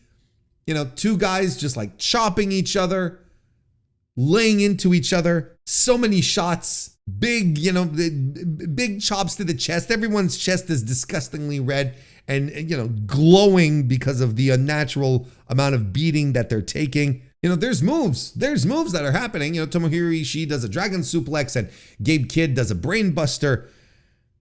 But they're just slugging their way in. They're just slugging their way in. Now, at some point, the house commentator announces that there's 5 minutes left to the match. And I go, there we go. This is why they started with this match. Because arguably, the strong openweight title is the US title. So usually that would have been the one to finish. I'm like, you want to bet this is going time, and they didn't want to end the show on a match going time. And I kind of went, all right, okay, let's see where this goes, kind of thing. I guess I wasn't excited about it, but those last 5 minutes of the match were just absolutely tremendous. They just keep hammering each other, right? Gabe Kidd pulls out the octopus hold again. He's the spiritual successor to Antonio Inoki, if you didn't know. He lands a pile driver. Ishii won't stay down. Gabe hits the rebound lariat and another pile driver, and we have 1 minute left. They pummel each other some more. Look, we're counting down to 20 seconds. Like, the timekeeper is basically like building the drama here. But Ishii finally lands the vertical drop brain buster, but he lands it a little too late. Can't get to the cover. Ref calls the match. It's a time limit draw. I'm a simple man. I don't necessarily, sometimes it doesn't take much for me to get really excited about a professional wrestling match. You don't need a lot of hoopla. Sometimes you just need two exciting, passionate, big brawlers beating the piss out of each other for 30 minutes. Beating the absolute piss out of each other for 30 full minutes for my enjoyment. Just so that I can be entertained during that time. And this connected. This worked. This is right up my alley. Hard-hitting, physical, like everyone focused on one thing on the match, right? And there were even moments in this match where I'm like, oh, are they getting a little hot? Are they getting a little excited? Because at some point, Gabe Kidd goes to the floor and he's like shoving the barricade, as they're in the midst of one of these slugfests that they have. And he goes to the floor and he's like, come on, Ishii, like, come right here on the floor. But Ishii's like, no, I'm staying here. And he's pointing to the lion mark. And, it's like, oh, is that interesting? Like, Ishii's like, no, we're not going to the floor. I don't want to do that. I don't know if they were. And you know what? If it wasn't, and it's just like me reading into stuff, all right, that's cool. But if it was, that's fine. Like, if it was just a little heat, the guys getting a little hot around the collar, and that's fine. That's absolutely fine. Great performance here. A great match. Everyone should go out of their way to see this. This was a blast. This really was a blast. I give it 4.5 stars. Now, the thing that I find a little odd, the thing I find a little weird, is that after the match, Gabe Kidd challenges Tomohiro Ishii to a 30-minute last man standing match, right? Now, this comes across as a little odd. It's a little strange, if you ask your boy Warren, because we just saw a match between the two go 30 minutes and no one could get a pin or a submission. If anything, the last man standing match should go the full 60 because clearly in the first 30 minutes, there's a very fair chance that no one gets a pinfall or a submission. So I don't know why look, they have time to change, of course, right? Yeah. But I mean, to be perfectly honest, like they're setting this up for Windy City Riot. They have time to change this around from 30 minutes, from a 30-minute time limit to the 60, which really does make a lot more sense. Because going 30, we just saw the 30-minute match and no one couldn't get the upper hand. What, you're going to tell me that the next time they meet, suddenly they're going to be able to go two pinfalls to one? They'll be able to score 3 pinfalls in 30 minutes when they just had one 30-minute match and they couldn't do a single one? Like, wouldn't the logic be, okay, let's extend this to double the time and let's see what happens, right? Isn't that it? That's how. But look, I agree that there's, it requires balls to do a 60-minute Ironman match from the guys, but from the promoter as well, where it's basically, yeah, we're going to sacrifice an entire hour of the show to this one match. So that requires guts to do. I don't know if New Japan of America wants to do that, but I think it's weird. I just think it's strange. Or, just don't do the Iron Man stip. That's also something. That's all. You could just rerun this match with these two guys again, just no stipulation, no goofy nonsense. You could just rerun this again. Anyway, this was tremendous. Did I say 4.5 stars? Did I say that I gave it 4.5 stars? I'll say it again if I did. If I did, I'll say it again regardless. 4.5. I love this and I was like, oh shit, is this show going to crater moving forward? But no, thankfully it didn't. It really did not. So let's go to the main event then, where El Desperado successfully retained the IWGP Junior Heavyweight Championship against Taiji Ishimori. I don't know how much stuff I need to talk about here. This match was really good. It was very, very good. It was really, truly a top tier match by two world-class wrestlers. But they have run this match so much that I don't even, it's hard for me to get into, where it's like, I've seen this match so many times. I have seen El Desperado and Taiji Ishimori so many times that it just can't captivate me anymore. There's always the question in the back of your mind that, well, is Ishimori going to win? Because Ishimori is a pushed guy. He's a protected guy in the junior division. So there was that specter that was looming, where, sitting down to, the match starts and the guys are coming to the arena. And I'm like, I wouldn't be surprised if they decided to go with Ishimori immediately after El Desperado winning the title. I wouldn't be surprised in the least, but they didn't. El Desperado retained. And here's the thing. I don't want to give the impression that this match was not good, because it was. Look, I gave it 4 stars, but it's probably the most unpassionate 4 stars I'm probably going to give this year. It's like I didn't see anything remarkable. I didn't see anything that didn't scream Ishimori, Despe, next level. They're fine. They're fine doing what they do.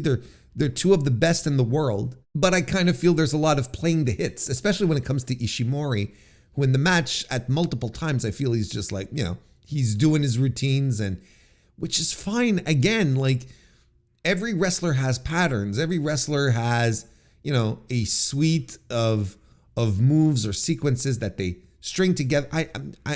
I'm not complaining about that specifically.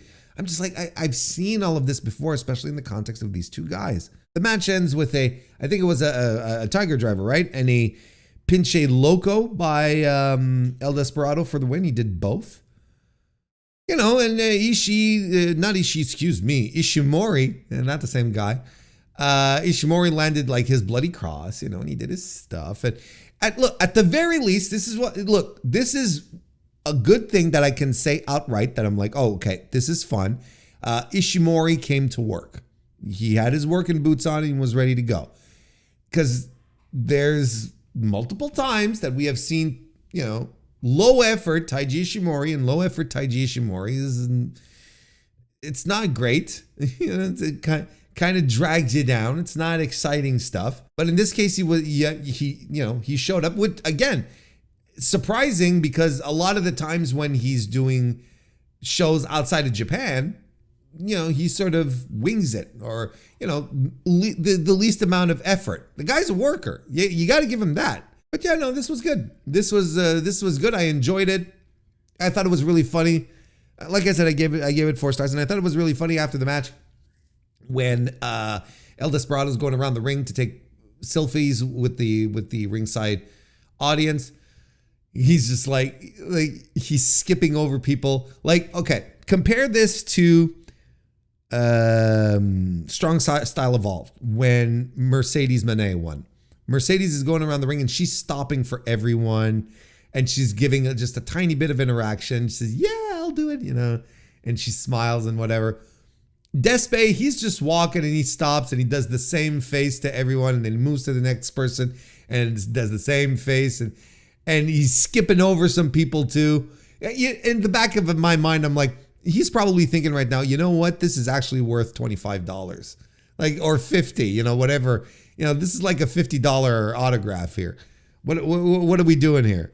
You know, you should be paying for this.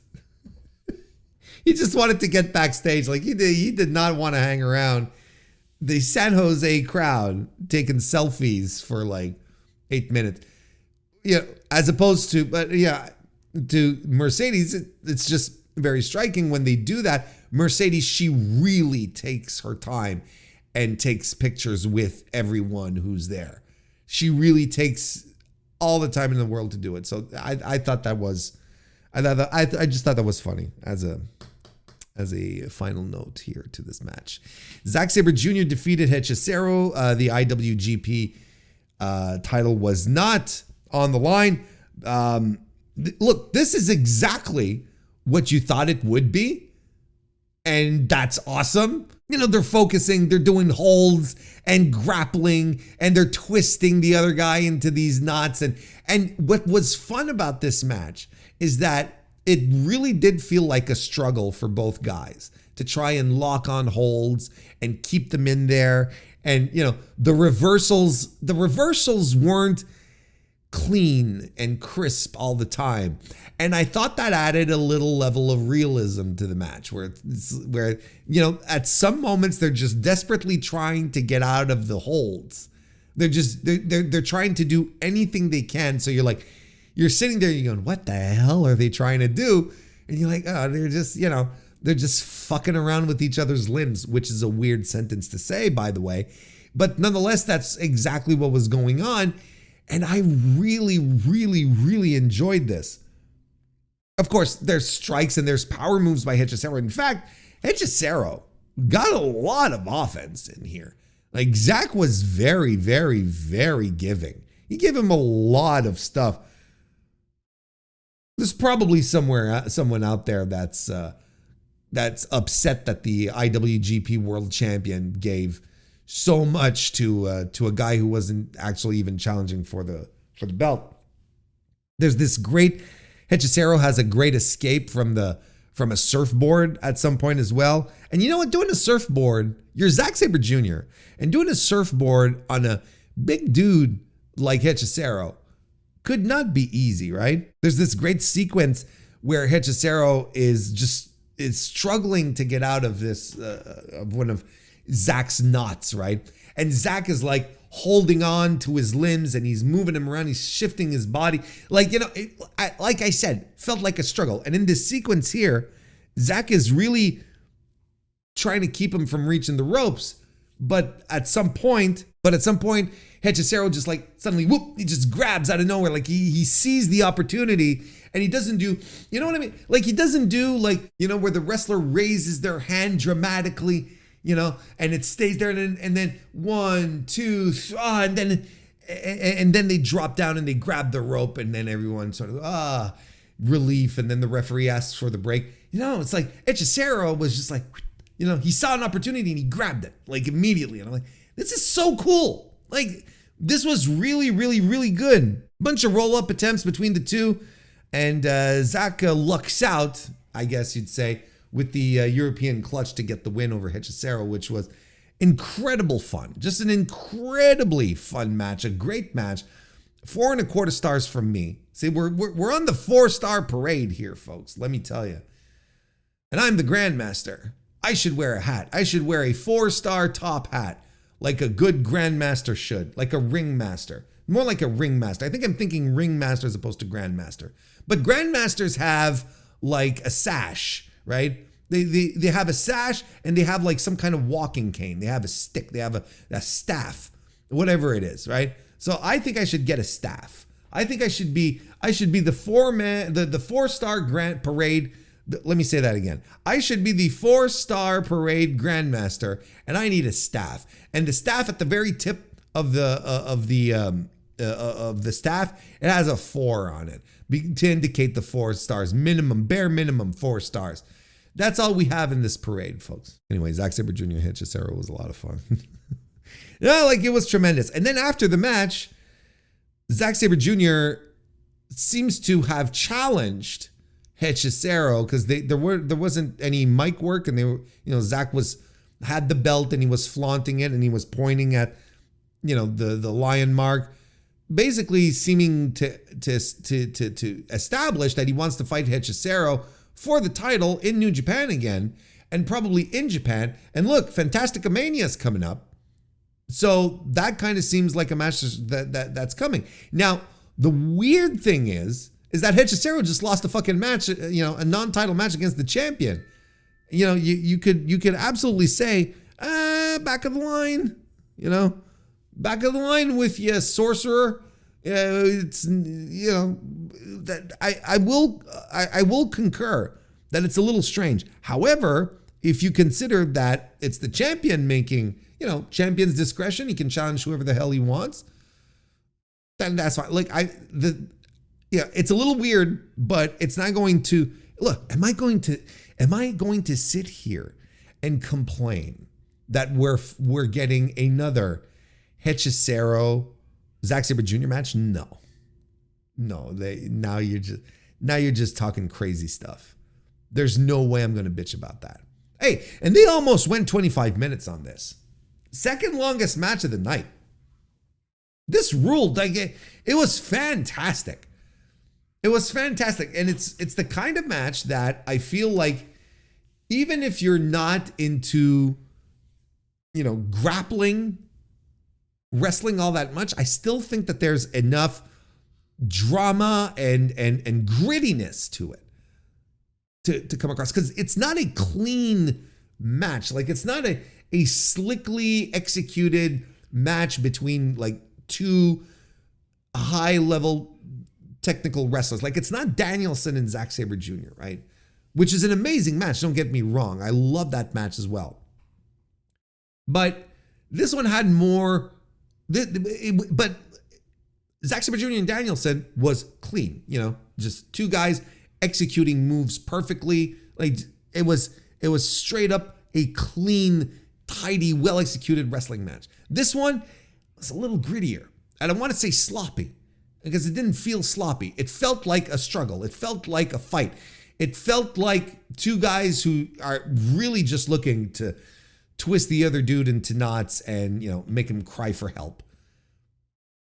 That's what I thought was really great about this match. So 4.25 stars for that one.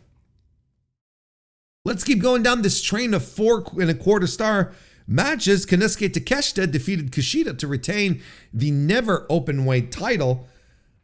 You know what? I am so impressed with Kushida's work for about a year now. I think he's been really good. And this is a guy who, once he came back from that failed excursion in NXT, I thought was very ordinary, very mid. I didn't see what Kushida really brought to the table anymore. And I think New Japan kind of saw it that way as well. But I'd be lying if I didn't tell you that every opportunity he has had to wrestle in New Japan over the past year, throughout 2024, I should say, every opportunity he's had, he has ensured that he gave it his all. And there's a fierceness to what he does. There's a snap that has returned to everything he does, putting a lot of detractors, admittedly, like myself, to question themselves as to whether or not, did Kushida ever lose it, or was he just like not motivated? And I feel like he's very motivated. And this aggression that he has, it's interesting because there was a rumor going around that Kushida wanted to have a heel run. He wanted to come back to New Japan and wanted to have a heel run. And I can't remember exactly what it was, but I think he got injured, and that kind of derailed plans because New Japan was like, okay, sure, let's give it a try.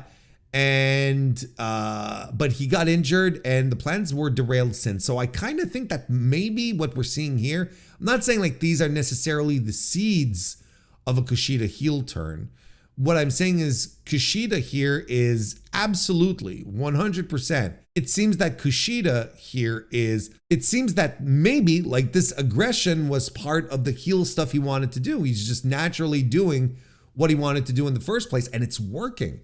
Like, I'm so impressed with his work. He's always been good, but honestly, a couple of years in, after the NXT release, and I'm like, I don't know what this guy has to bring to the table anymore. Now, I'm a little more excited for Kushida matches. When at New Year Dash, he called out Takeshita, I was like, hell yeah, let's go. I wasn't groaning. I wasn't going, oh my God, what? It wasn't the same type of vibe as, oh, we're getting El Desperado and Taiji Ishimori again. That's a vibe in and about itself. Here I was like, okay, yes, let's see what Kushida can do with, one of the best wrestlers on earth right now. And this was great. This was another absolutely fantastic match that I wish we got more out of, but it didn't overstay its welcome. It was hard hitting. It was smartly put together. Like Kushida clearly, positioned as the underdog in size, weight. So, he's working the arm. He's trying to pick at the legs of Takeshita, but Takeshita, man, he's just too much of a beast, too much of the alpha, right? I'm watching this with Kristen at some point, and she was just a little bit ahead of me.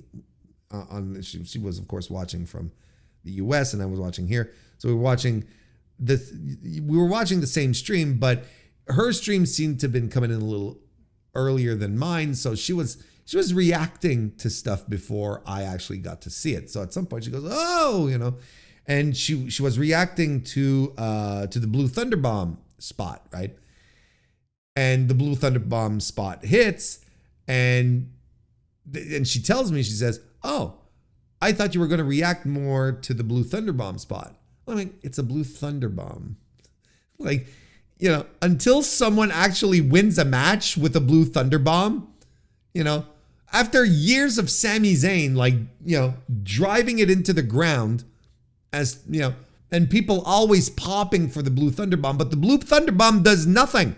The Blue Thunder Bomb doesn't you don't win matches with it. Who's the last person who won a match with a blue Thunderbomb? I'm sure someone out there is probably going to say, well, Warren, there was this wrestler, so on and so forth. So I don't get, I don't pop out of my seat for blue Thunderbombs anymore. I'm like, it's a cool fucking move. Looks good, looks great actually. But I just don't pop for it anymore. Anyway, so Takeshita, of course, is the big strong lad. And, okay, so he goes to the top rope, does a top rope senton, but Kushida moves out of the way just at the very last minute and super precise, grabs onto Takeshita's arm as he's landing into an arm bar. But Takeshita powers out of that, okay, gets Kushida up on his shoulders into a fireman's carry, and then from the fireman's carry into a bastard driver, which was tremendous. And I'm like, this guy rules. Now, usually what he does is the wheelbarrow suplex after that, which he didn't do, which kind of disappointed me. But nonetheless, Kushida worked it, he had a solid game plan to try and take the strength away by targeting the arm, going after the legs. He does, he stomps the knee at some point, jumping off the apron, just like, aggressive, fierce stuff, which I really like. Then Kushida follows up by doing a leg lock on the floor, and the referee's counting to, doing the 20 count. And we get a razor thin beating of the 20 count by Takeshita because Kushida leaves him there like till the count of 18. Then Kushida lets go, jumps into the ring, and Takeshita like makes it like at 19.9. Like really the referee should have counted to 20, but that wasn't the finish and he didn't want to ruin everything.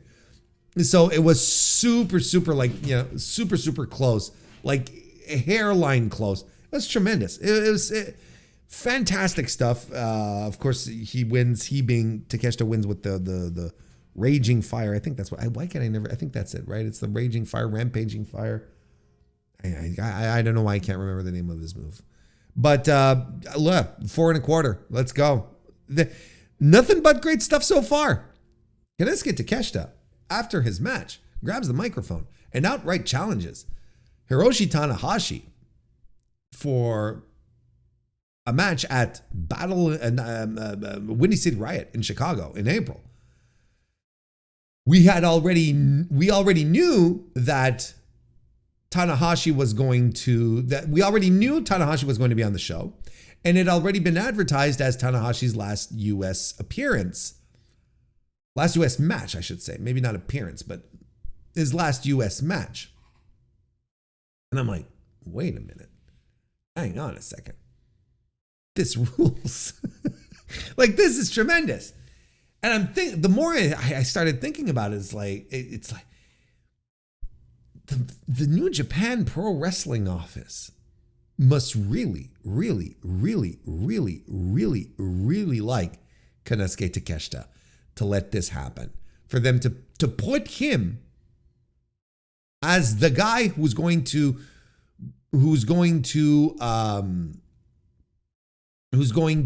wrestle Hiroshi Tanahashi for the last time in the United States. And I'm convinced that it's a big deal for him personally. That he's like, okay, this is a tremendous honor. And this all ties into what I've been saying in regards to Takeshita recently, where I'm like, man, this New Japan contract and stuff, it's really starting to feel like this is some kind of soft jump. That New Japan is preparing the terrain for a full-on welcoming of Kensuke Takeshita full-time to the company in whatever time it will take for the AEW contract to expire. And I cannot be more of a fan of this because I've talked about it enough. I've talked about it on the reviews for Wrestle Kingdom and Wrestle Dynasty. And, I'm starting to turn into a broken record here, but New Japan right now absolutely could need. New Japan right now absolutely needs a guy like Kensuke Takeshita, who is big, athletic, and who is a fantastic wrestler on top of that, who understands how to put together big, dramatic, exciting, physical matches with whoever he's in the ring against. And I think there is a top guy spot waiting for him there. I think this is a guy who could draw for the company. I think this is a guy who could draw for New Japan. AEW, I mean, he's great and all, and we've been treated to some fantastic matches in New Japan, in AEW with him. But I think I don't see his progression going anywhere else. Is he going to be world championship material? Is he a guy that you would strap the title to? I would, but would Tony do? Between right now, and ultimately not that far off. You've got Will Ospreay, you've got Kazuchika Okada, you've got Hangman Page, you've got Kenny Omega, you've got all these guys. You're going to go back to Swerve at some point too. You've got all these guys in this upper crust, this upper echelon of world champions. Where does he fit in this, right? Where I could absolutely see Kensuke Takeshita being the top guy in the company and being that guy for a while. So they're really trotting out the red carpet for him. They're really, really trying. They're really, really trotting that out. They really are. It's phenomenal, if you ask me. I would not be surprised in the least if Takeshita's time in AEW really is counted and they're counting it down, and some kind of arrangement was put together so that this 1 year contract that Takeshita signed with New Japan. I'm sure maybe this was like, partners being good partners, and New Japan saying, yeah, you know what? You can hang on to him for a year. You can sign him for a year now, and he'll go work for you. Like, maybe Tony's like, I don't know exactly how to book this guy. I don't know what exactly to do more with him. And that's fine. I think Takeshita's reality is with New Japan. His dream is going to come true and wrestle full-time for New Japan. I'm convinced at this point. Hiromu Takahashi, Mayu Iwatani, and Yuka Sakazaki defeated Sumi Sakai, Evil, and Sho in Sumi Sakai's retirement match. So, yeah, I'm going to preface this by saying I personally have no real attachment to Sumi Sakai. So I was not watching this match teary-eyed or, oh, what a great career and I'm not saying that she was not deserving of this type of send-off. I think she was. She's impacted so many people and so many wrestlers throughout her career that it makes a lot of sense. But, it's like I was appreciative of this, and I was like, okay, this is cool. This will be nice. Let's see how far this goes, kind of thing. But to tell you that I was misty-eyed or that it hit me in the feels or whatever it is, no. But, I can appreciate the event. I can appreciate what they did. I can appreciate the match and what it was and the vibes and whatever. But I just want to preface this. I don't have any personal. I don't have any personal great attachment to Sumi Sakai or her career,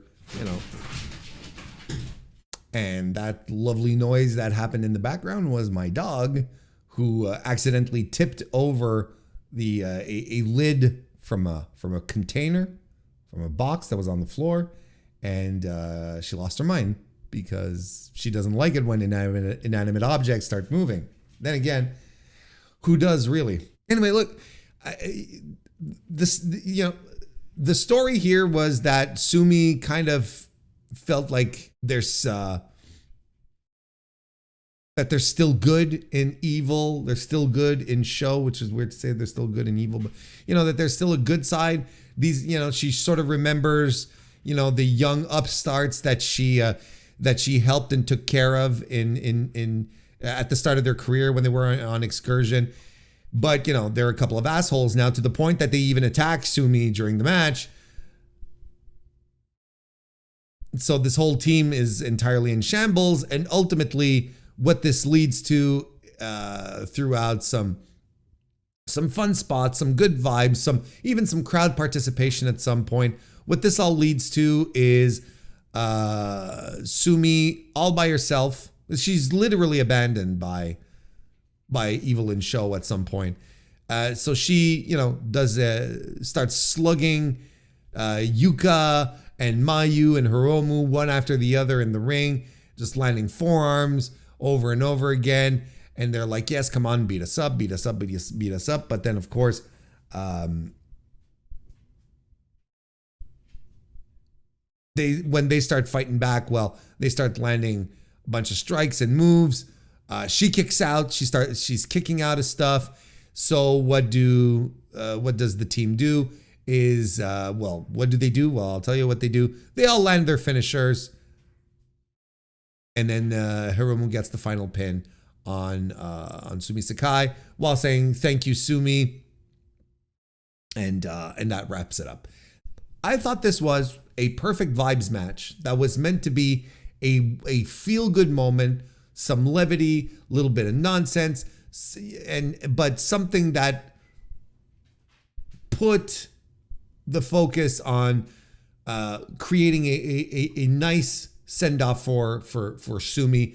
I don't know how well she can wrestle these days. I haven't seen her wrestle in years, so I don't know how much she can go or not. What she did was absolutely fine. Like there was, she didn't look lost. She didn't look like, she didn't come across poorly. Everything was designed for everyone in this match to enjoy themselves and celebrate the send-off of Sumi Sakai, who is wrapping up her career. So, I enjoyed it. I enjoyed it a lot. Hard to rate, okay? Because like I said, there's so much non-wrestling going on and so much, just good times and, like I said, vibes happening. And it's just like, okay, well, let's, if I'm just sticking with that, this is a 4-star match and, you can sue me for it. I enjoyed this. I enjoyed this tremendously. I thought it was well executed. It didn't come across as, a big old cluster. It was smartly put together. I enjoyed it. And then afterwards, they did a whole ceremony where they had the rosters come out. When I say the roster, I meant the roster come out, at least most of it, right? A lot of people, I guess, who felt attached, to Sumi in one way or another. Shout out to Evil and Show, who did not come out, which, good for them. Propagate the gimmick, that's important.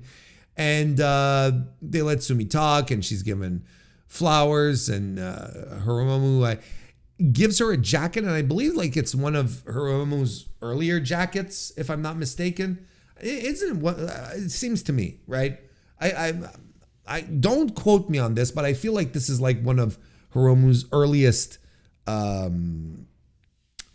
jackets, and I think he gifted it to Sumi, and it's just a lovely send off and a fun little match that was really enhanced by the importance of the moment for Sumi Sakai and her fans. I thought it was a lovely send off.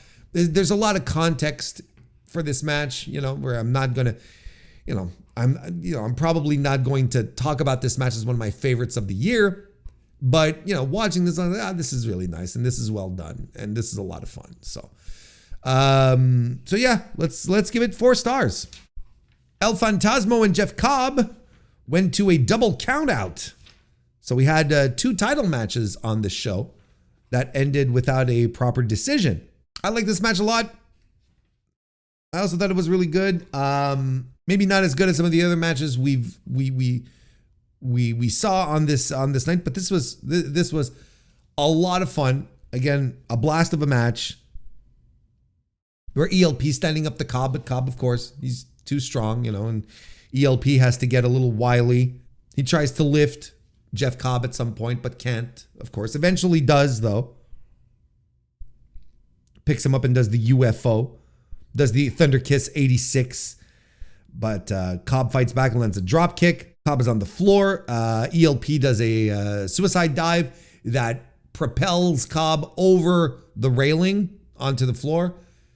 And it seemed a little contrived, and I was like, oh, we're trying too hard here. But actually, this was really important because of how everything ensued from that point on. So Cobb is on the floor on the other side of the barricade, so in the audience, literally, and ELP jumps off the turnbuckle post and launches himself onto Cobb all the way onto the floor, which is a spot ELP does from time to time. And I don't get tired of seeing it. I think it's really cool and very impressive. And then, they sort of fight on the floor a little bit as the referee's doing the 20 count. And ELP finally gets the upper hand and is making his way to the top, to the ring, excuse me. And just before he hits the ring, you got Jeff Cobb in the background who grabs a young, a dojo guy. I was going to say a young lion. Well, I guess a dojo guy, and launches the kid, just launches him wholesale at ELP. The kid lands on Phantasmo, who collapses on the floor and can't make the 20 count. So the match ends in the double count out, which is hilarious. I love that finish. Like, that finish was really tremendous and super creative. I don't think I've ever seen that.